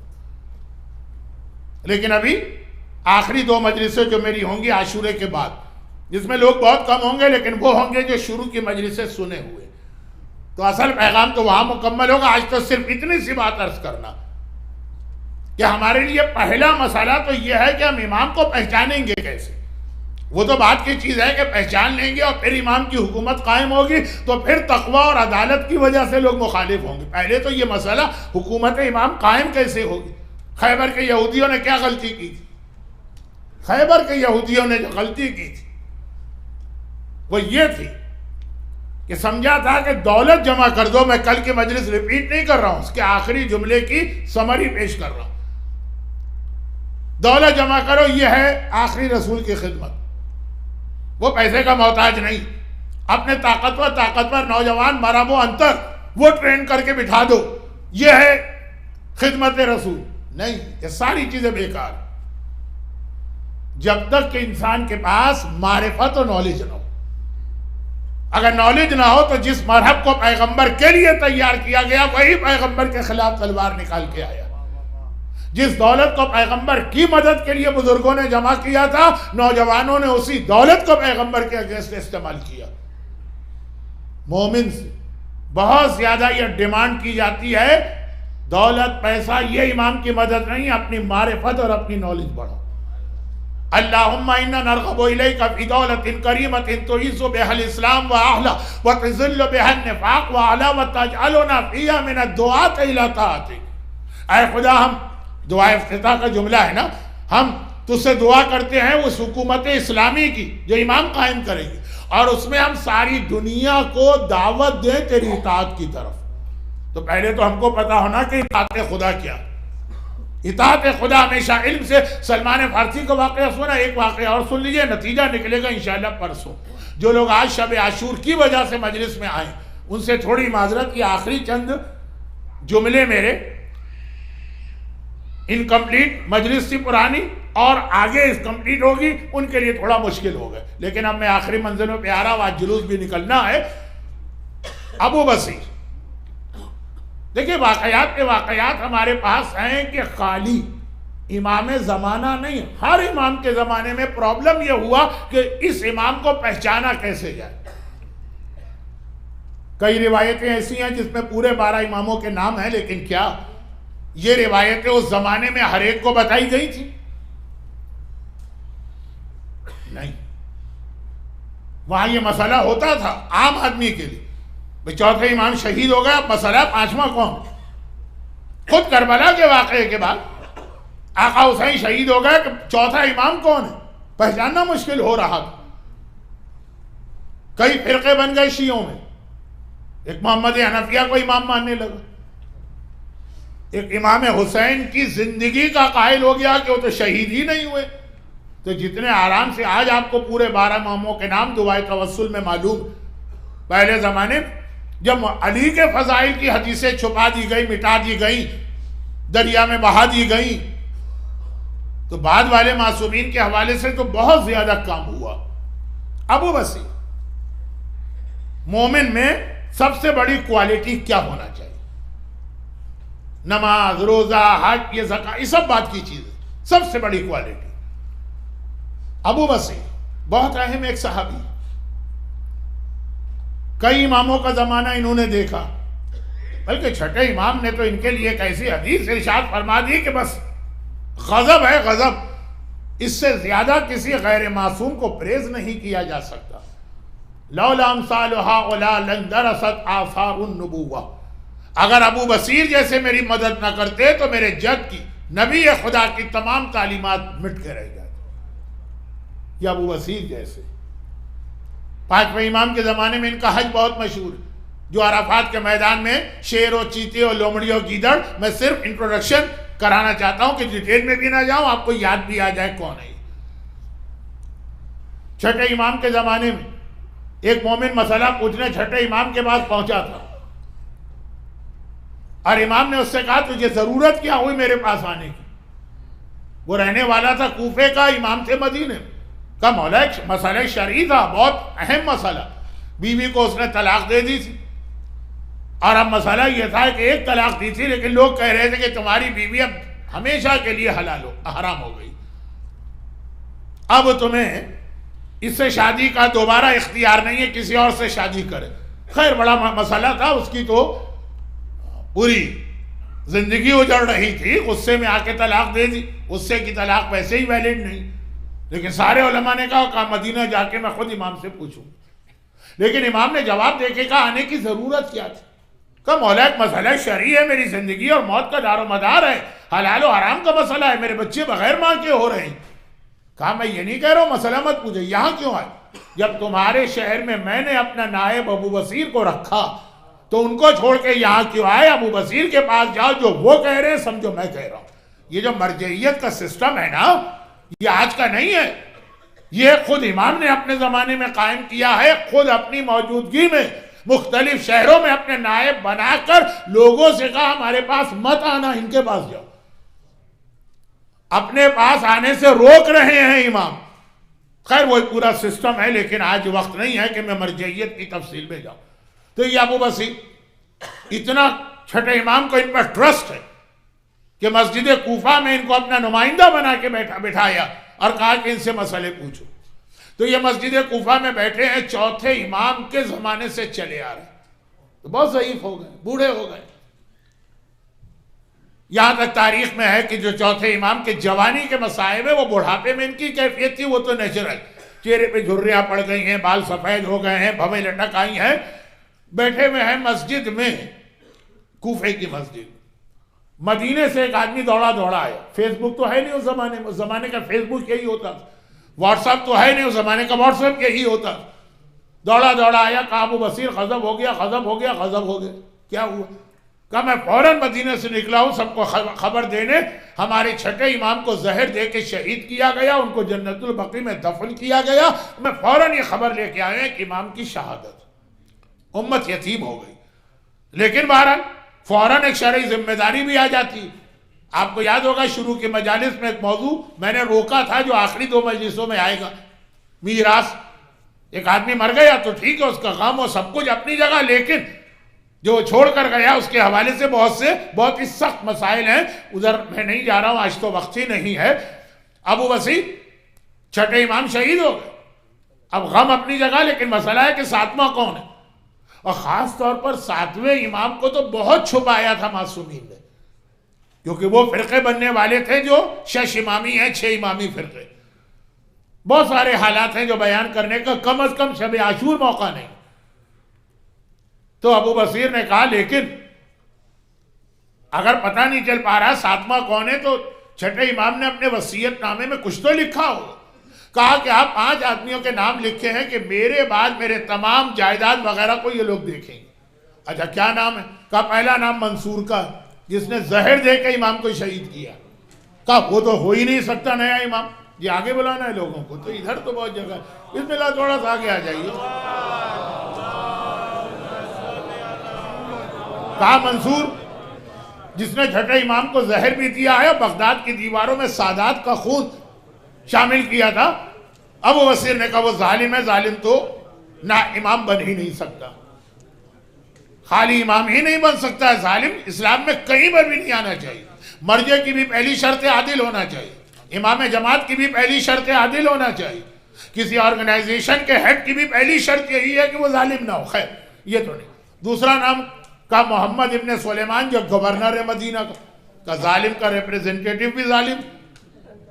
منصور نے خود تو آ کے زہر نہیں دیا تھا, گورنر کے ذریعے دلوایا تھا, یہ بھی آؤٹ آف کوسچن. تیسرا نام کیا؟ تیسرا نام ام حمیدہ کا. ام حمیدہ جن کا تعلق قبیلہ بربر سے ہے, جس سے جناب ماریہ قبطیہ, ایک مجلس میں ماریہ قبطیہ کے حالات بھی آئے. جو لوگ آج کے مجلس میں آئے ان سے میری معذرت, میری سوری, کئی باتیں پچھلے کی مجلسوں میں آ چکی, گرچہ اس کا آج کے سبجیکٹ سے کوئی تعلق نہیں. ام حمیدہ بیسیکلی اسپین کی رہنے والی تھی اور چھٹے امام سے شادی ہوئی ہے, 7ویں امام کی والدہ. یہ تیسرا نام کا, یہ تیسرا نام بہت قابل احترام. پہلے دو تو ظالم, تیسرا بہت اہم نام, لیکن عورت کے لیے اسلام نے بہرحال کچھ لیمیٹیشنز رکھی. دیکھیے عورت نماز جماعت نہیں پڑھا سکتی, نہیں پڑھا سکتی, عورت امام بن سکتی ہے عورتوں کی. اگر خالی عورتیں ہیں اور ایک عورت میں وہ 2 بنیادی شرطیں, اس کا تلفظ صحیح ہے اور اس کا عدالت ہے, گناہ سے بچتی ہے, وہی نماز بھی پڑھا سکتی. ٹھیک ہے وہ آگے نہیں کھڑی ہوگی, صف کے بیچ میں کھڑی ہوگی, لیکن نماز پڑھا سکتی ہے. ایسے مجمع کو نماز نہیں پڑھا سکتی جس میں مرد. عورت مجتہد بن سکتی, مرجع نہیں بن سکتی.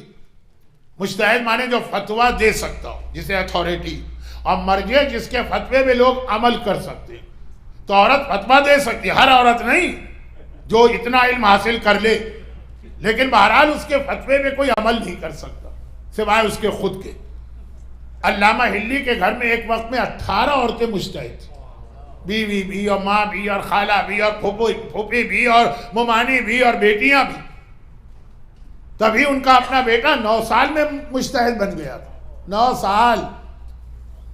اجتہاد کی تعلیم تقریباً 40 سال کی ہوتی, کیونکہ وہ جتنی گودوں میں پلا بچپنے سے ہی, لیکن مرجع نہیں بن سکتی. عورت نائب امام بن سکتی ہے, امام نہیں بن سکتی.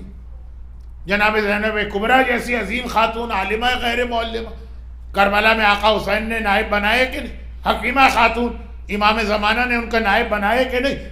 تو کہا کہ ام حمیدہ کا نام ہے قابل احترام. پہلے 2 نام تو کنڈم, تیسرا قابل احترام, لیکن خود ان کا عورت ہونا بتا رہا ہے کہ یہ امام نہیں.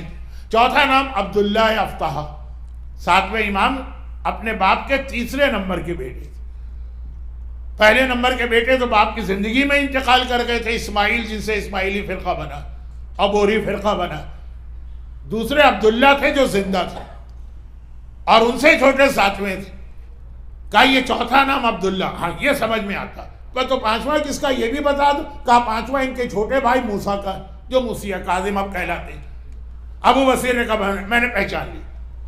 پیغمبر کی حدیث ہے کہ جب تک بڑے بھائی میں امامت کی کوالٹیز ہو, چھوٹے بھائی کو امامت نہیں ملتی. چھٹے امام, بڑے کے بعد اس سے چھوٹے کا بھی نام لکھ دیا. یہ ایک اشارہ ہے کہ اس بڑے کے اندر کوئی کمی اور خرابی ہے, تبھی چھوٹے کا نام لکھا, ورنہ چوتھے نام پر یہ لسٹ کمپلیٹ ہو جانی چاہیے.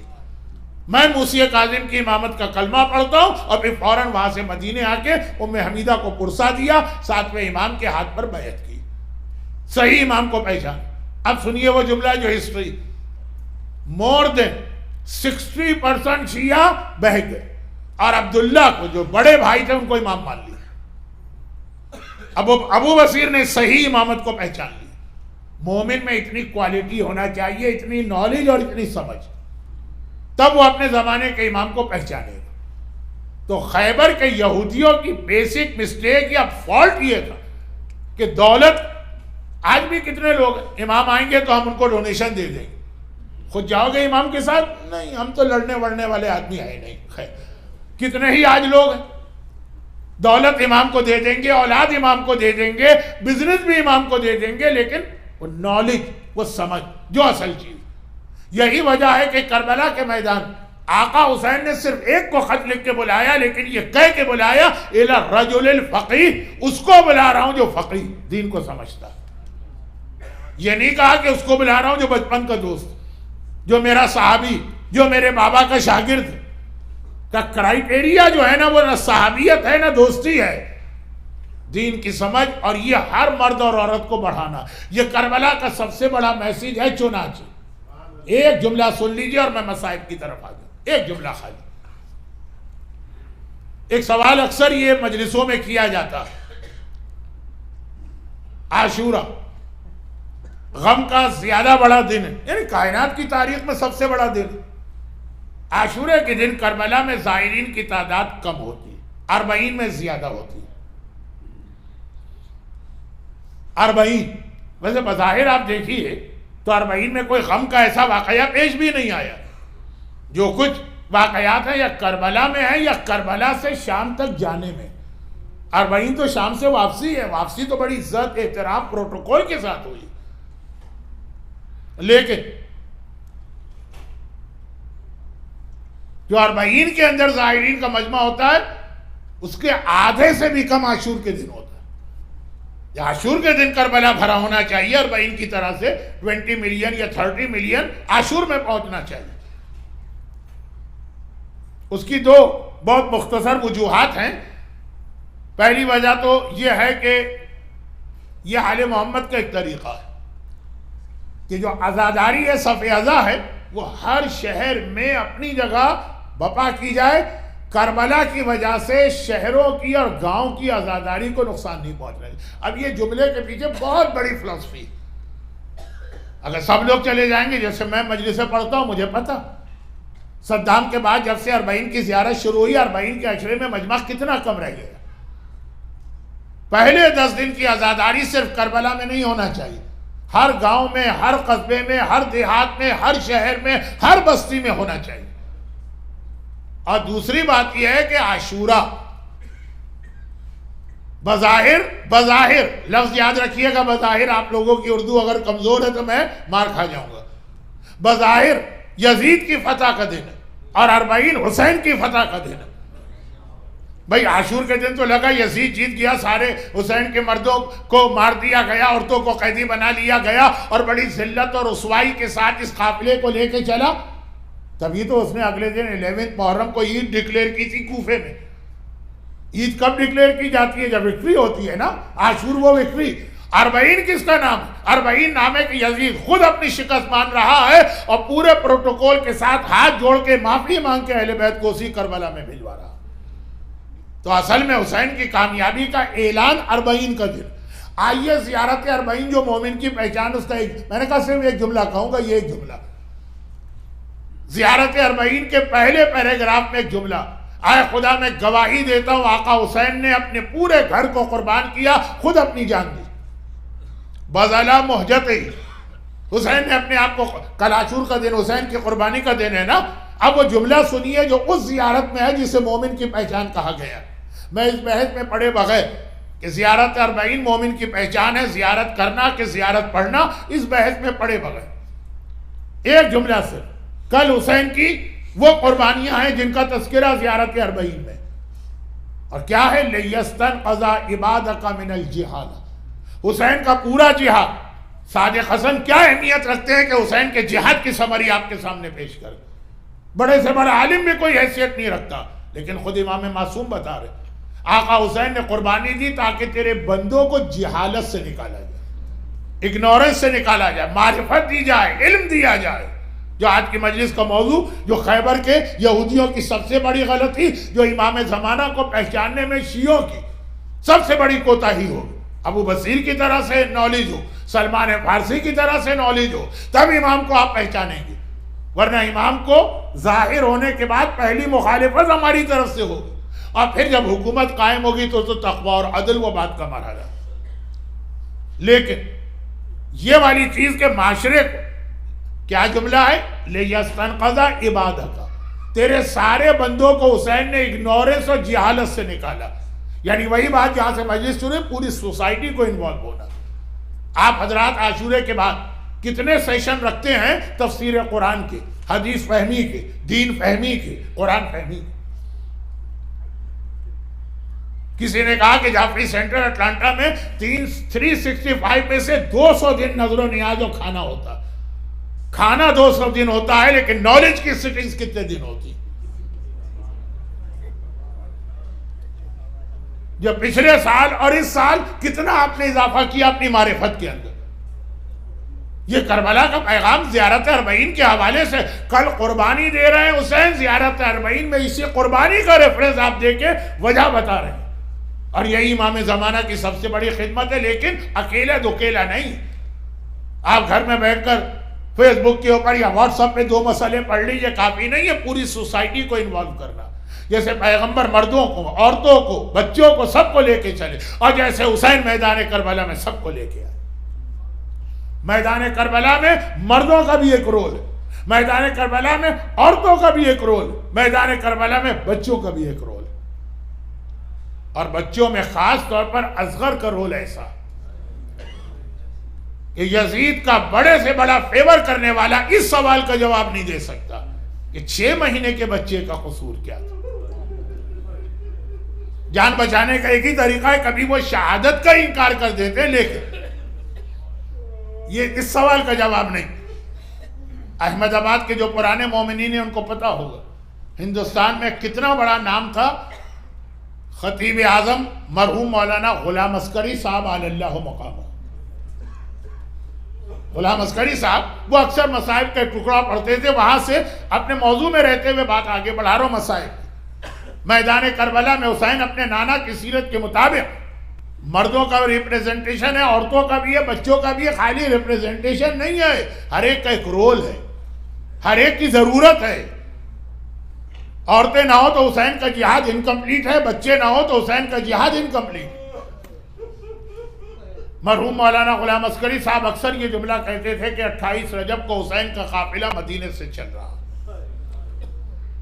اور ایک مرتبہ پہلے تو فاطمہ صغریٰ نے کوشش کی کہ میں بابا کے ساتھ چلی جاؤں، چاند رات کی مجلس میں مصائب میں پڑھ چکا ہوں، اور جب یہ دیکھا کہ نہیں بابا مجھے نہیں لے جا رہے ہیں، ادھر حسین کا پیغام آ گیا، زینب بہن سواریاں آ گئی، بیویوں سے کہہ دو جلدی سے گھر سے باہر آ کے سواریوں پہ بیٹھ جائیں، سورج ڈوبنے سے پہلے مدینے سے نکلنا۔ یہ پیغام فضا لے کے آ گئی، شہزادی نے بیویوں سے کہا بیویوں سواری آ گئی، چلنے کی تیاری کرو۔ اب صغریٰ کو بالکل نا امیدی ہو گئی، اب کوئی طریقہ سمجھ میں نہیں آ رہا ہے جانے کا۔ صغریٰ رباب کے قریب آتی۔ اچھا اب آپ کو معلوم ہے کہ علی اصغر کی ولادت تو ابھی 10 رجب کو ہوئی، 28 رجب 2 ویک کی علی اصغر، 2.5 ویک، اور صغریٰ اس دوران بیمار ہے۔ تو جو بیمار ہوتا ہے نا وہ نیو بورن بیبی سے ذرا سا دور رہتا ہے، تو اب صغریٰ جو ہے اپنی بیماری کی وجہ سے اصغر سے دور تھی، لیکن اب جب دیکھا کہ قافلہ جا رہا اور میرا بھائی اصغر بھی جا رہا، رباب کے قریب آئی اور کہا کہ اماں جب سے اصغر پیدا ہوا میں نے نہ اس کو گود میں لیا ہے نہ اس کو اچھی طرح سے دیکھا، یہی سوچ رہی تھی صغریٰ کہ جب میری طبیعت ٹھیک ہو جائے گی، صحت مند ہو جاؤں گی تو اصغر کے ساتھ کھیلوں گی۔ اب پتہ چلا اصغر تو جا رہا، اماں ذرا ایک لمحے کے لیے اصغر کو میری گود میں دے دیجیے۔ رباب نے اصغر کو صغریٰ کی گود میں دے دیے۔ صغریٰ نے اصغر کے کان پہ منہ رکھ کے پتہ نہیں کس انداز سے ایک جملہ کہا، اصغر بھیا سب مجھے چھوڑ کے جا رہے ہیں، کیا تم بھی مجھے چھوڑ دو؟ بہت چھوٹا ہے اصغر لیکن ہے تو شیر خدا، منبر سلونی کے خطیب علی کا پوتا نا، بھئی یہ جملہ سننا تھا۔ کیسے اصغر کے دل میں یہ جملہ پیوست ہو گیا کہ اصغر صغریٰ کی گود میں صغریٰ سے چمٹ گئے۔ عجب رباب آگے بڑھی اور کہا کہ اصغر بیٹا آجا میری گود میں، ہماری سواری آ چکی ہے، جانا۔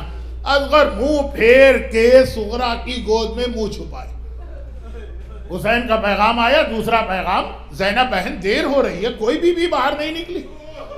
اب دوسری بیویاں باری باری آئیں۔ ام فروہ، 2 دن پہلے آپ نے سنا کہ وہ تو اصغر کی سگی خالہ بھی ہیں، امراء القیس کی دوسری بیٹی۔ ام فروہ آگے آئیں، فاطمہ کبریٰ آگے آئیں، ام کلثوم آگے آئیں۔ ہر بیوی آ کے کہتی ہے اصغر بیٹا ہماری گود میں آ جا، لیکن اکبر تو ایسا منہ پھیر کے بہن کی آغوش میں منہ چھپائے ہوئے۔ حسین کا پیغام تیسری مرتبہ آیا، زینب بہن دیر ہو رہی ہے، بیویوں سے کہو کہ جلدی سے باہر آ جائیں۔ اب خود ثانیہ زہرا زینب کبریٰ آگے بڑھی، اصغر کے قریب آئی، اصغر بیٹا تیری پھوپھی تجھے بلا رہی ہے، میری گود میں آ جا۔ لیکن آج کس انداز سے صغرا کی فریاد اصغر نے سنی کہ زینب کی آواز سن کے بھی اصغر توجہ ہی نہیں دے رہے۔ چوتھی مرتبہ حسین کا پیغام نہیں آیا، خود حسین آ گئے۔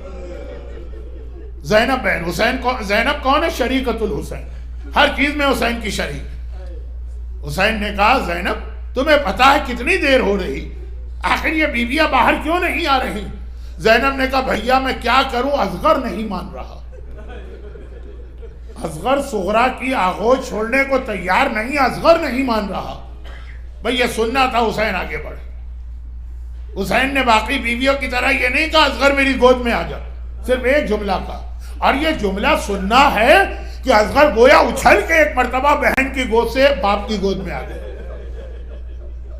مرحوم مولانا کہا کرتے تھے کیا جملہ کہا؟ حسین نے اصغر کے کان میں کہا اصغر میں تجھے کبھی تیری بہن سے الگ نہ کرتا، میں تجھے اپنے ساتھ نہ لے جاتا، لیکن میں جو جہاد کرنے جا رہا ہوں تیرے بغیر میں یہ جہاد جیت نہیں سکتا۔ کربلا کے جہاد میں مجھے تیری ضرورت ہے، تیرے بغیر حسین کا جہاد کامیاب نہیں ہوگا، بس یہ سننا ہے۔ اور اصغر ایک مرتبہ تڑپ کے حسین کی گود میں آتے ہیں اور حسین کربلا پہنچ گئے۔ آج کی رات آ گئی، شب عاشور، حسینی خیموں میں بھی بھوک ہے، پیاس ہے، لیکن رونق بہت ہے، سارے خیمے لگے ہیں، چراغ جل رہے ہیں۔ وہ آنے والی کل شام غریبہ ہے کہ جب نہ خیمے ہوں گے نہ چراغ ہوں گے۔ آج ہر بیوی کا وارث و والد زندہ ہے، بہن کا بھائی ہے، بیوی کا شوہر ہے، بیٹی کا باپ ہے، کل سب اجڑ چکے ہوں گے۔ لیکن بہرحال حسین نے جیسے ہی شب عاشور آئی پہلے مردوں کا امتحان لیا اور پھر خود جا کے مصلی پہ بیٹھ گئے، اور آدھی رات کے بعد حسین سیدانیوں کے خیمے کو دیکھنے نکلے۔ ٹکڑے ٹکڑے کر کے کچھ مسائل پہلے آ گئے ہیں، لیکن جو آج کی رات کے مسائل ہر خیمے میں دیکھا، ہر بیوی اپنی قربانی کو کل کے لیے تیار کر رہی ہے۔ لیلا نے اکبر کو لٹایا ہے، زینب نے اون محمد کو بٹھایا ہے، فروہ قاسم کو لے کے بیٹھی ہیں، ساری بیویاں بہت خوش ہیں۔ صرف ایک خیمہ ایسا ہے جس سے بیوی کے رونے کی آواز آ رہی ہے۔ حسین نے دیکھا یہ کس کا خیمہ ہے؟ ارے یہ تو رباب کا خیمہ ہے۔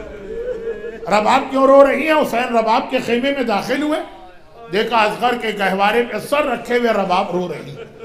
حسین نے کہا رباب کیوں رو رہی ہے؟ اصغر خیریت سے تو ہے؟ رباب نے کہا آقا اصغر تو خیریت سے ہے، میں تو اس لیے رو رہی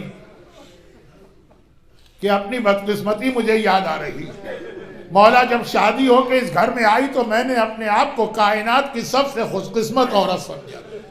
حسین کی زوجیت ملی، فاطمہ کی بہو بنی، لیکن پھر اللہ نے مجھے اولاد دی، اور اولاد بھی مکمل کمپلیٹ، بیٹی بھی دی ہے سکینہ، بیٹا بھی دیا ہے اصغر۔ ہر ماں کو یہی چاہیے، ایک بیٹا اور ایک بیٹی۔ مولا میں نے سوچا مجھ سے زیادہ خوش قسمت کون ہوگا، لیکن آج مجھے اپنی بدقسمتی نظر آ رہی۔ میں دیکھ رہی ہوں ہر بیوی کل کے جہاد کے لیے اپنی قربانی تیار کر رہی ہے۔ یہ سب شہزادی فاطمہ کے سامنے کتنا سرخرو ہو کے جائیں گی۔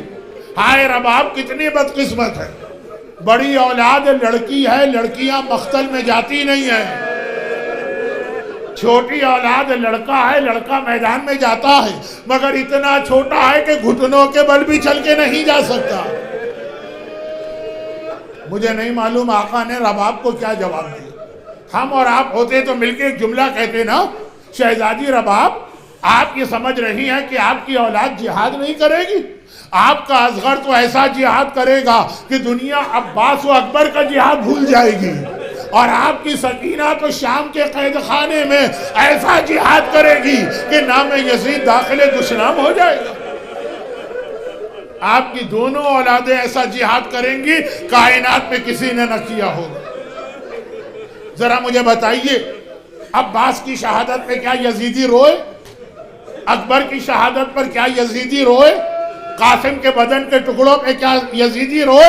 مگر اصغر کا جہاد وہ جہاد ہے کہ کائنات کے ظالم ترین یزیدی بھی منہ پھیر کر رو رہے ہیں۔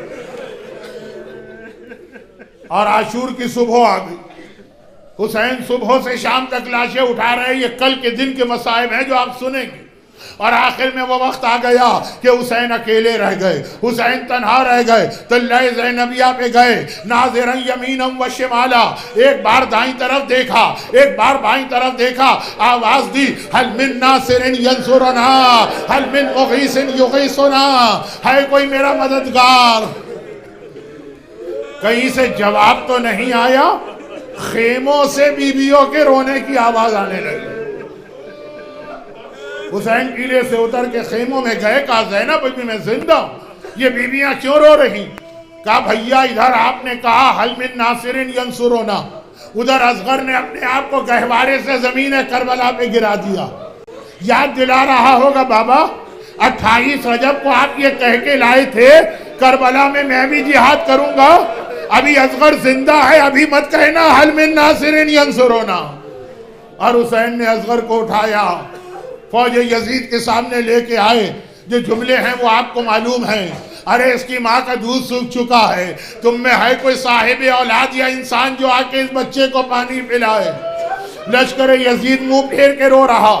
کربلا میں پہلی بار یا دوسری بار عمر سعد گھبرا گیا، دوڑا دوڑا ہرملہ کے پاس آیا، کہا ہرملہ اس وقت میرے لشکر میں بغاوت کے آثار پیدا ہو رہے ہیں، اقطع کلام الحسین، حسین کا کلام کاٹ دے ورنہ میرا لشکر میرے خلاف ہو جائے گا۔ ہرملہ نے ایک بار تیر نکالے۔ عرب میں ایک بھال کا تیر ہرن کی گردن توڑنے کے لیے استعمال ہوتا، 2 بھال کا تیر آدمی کی گردن توڑنے کے لیے استعمال ہوتا، 3 بھال کا تیر یا گھوڑے کی گردن توڑنے کے لیے یا درخت میں سوراخ کرنے کے لیے۔ ہرملہ نے 3 بھال کا تیر نکالا، ششماہ علی اصغر کا نازک سا گلا، ننھے علی اصغر کا 3 بھال کا تیر نکالا، ایک بار کمان میں تیر لگایا، تیر چلانا چاہتا ہے ہاتھ کانپے، تیر و کمان گر پڑے، دوبارہ کوشش کی، تیسری مرتبہ ناکام رہا۔ ہرملہ کا دوست سنان قریب آتا، ہرملہ اگر کوئی مجھ سے پوچھے عرب کا سب سے بڑا تیر انداز کون ہے، میں تیرا نام لوں گا۔ آج ایک بچے سے ڈر گیا، کہا بچے کی بات نہیں ہے، جب میں تیر پھینکنا چاہتا ہوں خیمے کا پردہ ہلتا ہے، ایسا لگتا ہے بچے کی ماں در خیمہ پہ کھڑی یہ منظر دیکھ رہے ہیں، ہائے ماں کے سامنے اس کے بچے کو کیسے نشانہ بناؤں۔ سنان نے ہرملہ کی آنکھ پہ ہاتھ رکھا، 3 بھال کا تیر چلا، اصغر کے گلے میں اس طرح پیوست ہوا کہ ایک سرے سے دوسرے سرے تک اصغر کا پورا گلا چھل گیا۔ حسین کا اطمینان بھی دیکھیے گا، وہ بیان ہو چکا، خون کا فوارہ بلند ہوتا۔ ایک مرتبہ حسین نے کہا، حسین نے چاہا کہ تیر نکالے، اکبر کے کلیجے سے برچھی نکالنا چاہی، اصغر کے گلے سے تیر نکالنا چاہا، لیکن تیر اس طرح گلے میں تھا، ادھر حسین نے تیر کو ہلایا، اصغر تڑپ اٹھا، ششماہا بچہ تڑپ اٹھا۔ حسین نے کہا اصغر مجھے پتا تجھے بہت تکلیف ہو رہی ہے، لیکن تو حیدر کرار کا پوتا ہے، حسین کا بیٹا ہے، عباس جری کا بھتیجا ہے، میں تیر نکالتا ہوں تڑپنا نہیں۔ اب بچہ تڑپا تو نہیں مگر تیر کیا نکلا، اصغر کا دم بھی نکل گیا، خون کا فوارہ بلند ہوا۔ حسین نے ہاتھوں میں خون لیا، آسمان کی جانب پھینکنا چاہتے ہیں، آسمان تڑپ گیا، مولا یہ خون ادھر نہ آنے پائے، قیامت تک بارش نہیں ہوگی۔ زمین پہ پھینکنا چاہا، زمین تھرا اٹھی، مولا یہ خون ادھر نہ آنے پائے، قیامت تک کچھ نہ اگے گا۔ انکار آسماں کو ہے، راضی زمین نہیں، اصغر تیرے خون کا ٹھکانہ کہیں نہیں۔ آخر حسین نے اصغر کا خون اپنے چہرے پہ ملا، نانا رسول خدا کے پاس جاؤں گا تو اسی حالت میں جاؤں گا، اور یہی خون حسین کے چہرے پر ہے۔ جب حسین ذوالجناح پہ سوار ہوئے اور آخری جہاد کے لیے چلے، ارے تھوڑی دیر گزری، حسین کا آخری جہاد، ایک مرتبہ حسین گھوڑے پہ بیٹھے ہیں، آواز آتی ہے یا ایتھا النفس المطمئنہ، اور حسین نے آواز دی اے تیروں آ جاؤ، حسین کا سینہ حاضر ہے، اے برچھیوں آ جاؤ، حسین کا پہلو حاضر ہے، اے تلواروں آ جاؤ، حسین کا بدن حاضر ہے۔ ارے یہ یزیدی کربلا میں پتھر تک لے کے آئے، پتھر، یہ پتھر حسین پہ مارے جا رہے ہیں، حسین ذوالجناح پہ ڈگمگا رہے ہیں۔ عزاداروں، آپ نے یہ منظر یہاں کم دیکھا ہوگا، کراچی میں، بمبئی میں ہر جگہ ہوتا ہے۔ کیا ہوتا ہے؟ جب جلوس چلتا ہے، اگر جلوس میں تیز ہوا چلے، علم ہلنے لگتا ہے، سارا مجمع دوڑ کے آتا ہے، علم نہ گرنے پائے، علم نہ ٹھنڈا ہونے پائے، سب آ کے سہارا دیتے ہیں۔ ارے آؤ کربلا کے میدان میں، حسین ذوالجناح پہ ڈگمگا رہے ہیں، ارے کوئی ہے جو حسین کو سہارا دے۔ اور حسین ذوالجناح سے زمین کربلا پہ گرے، آواز آئی الا قد قتل الحسین بکربلا، الا قد ذبح الحسین بکربلا، آئے حسین کشتہ شد، آئے حسین کشتہ شد۔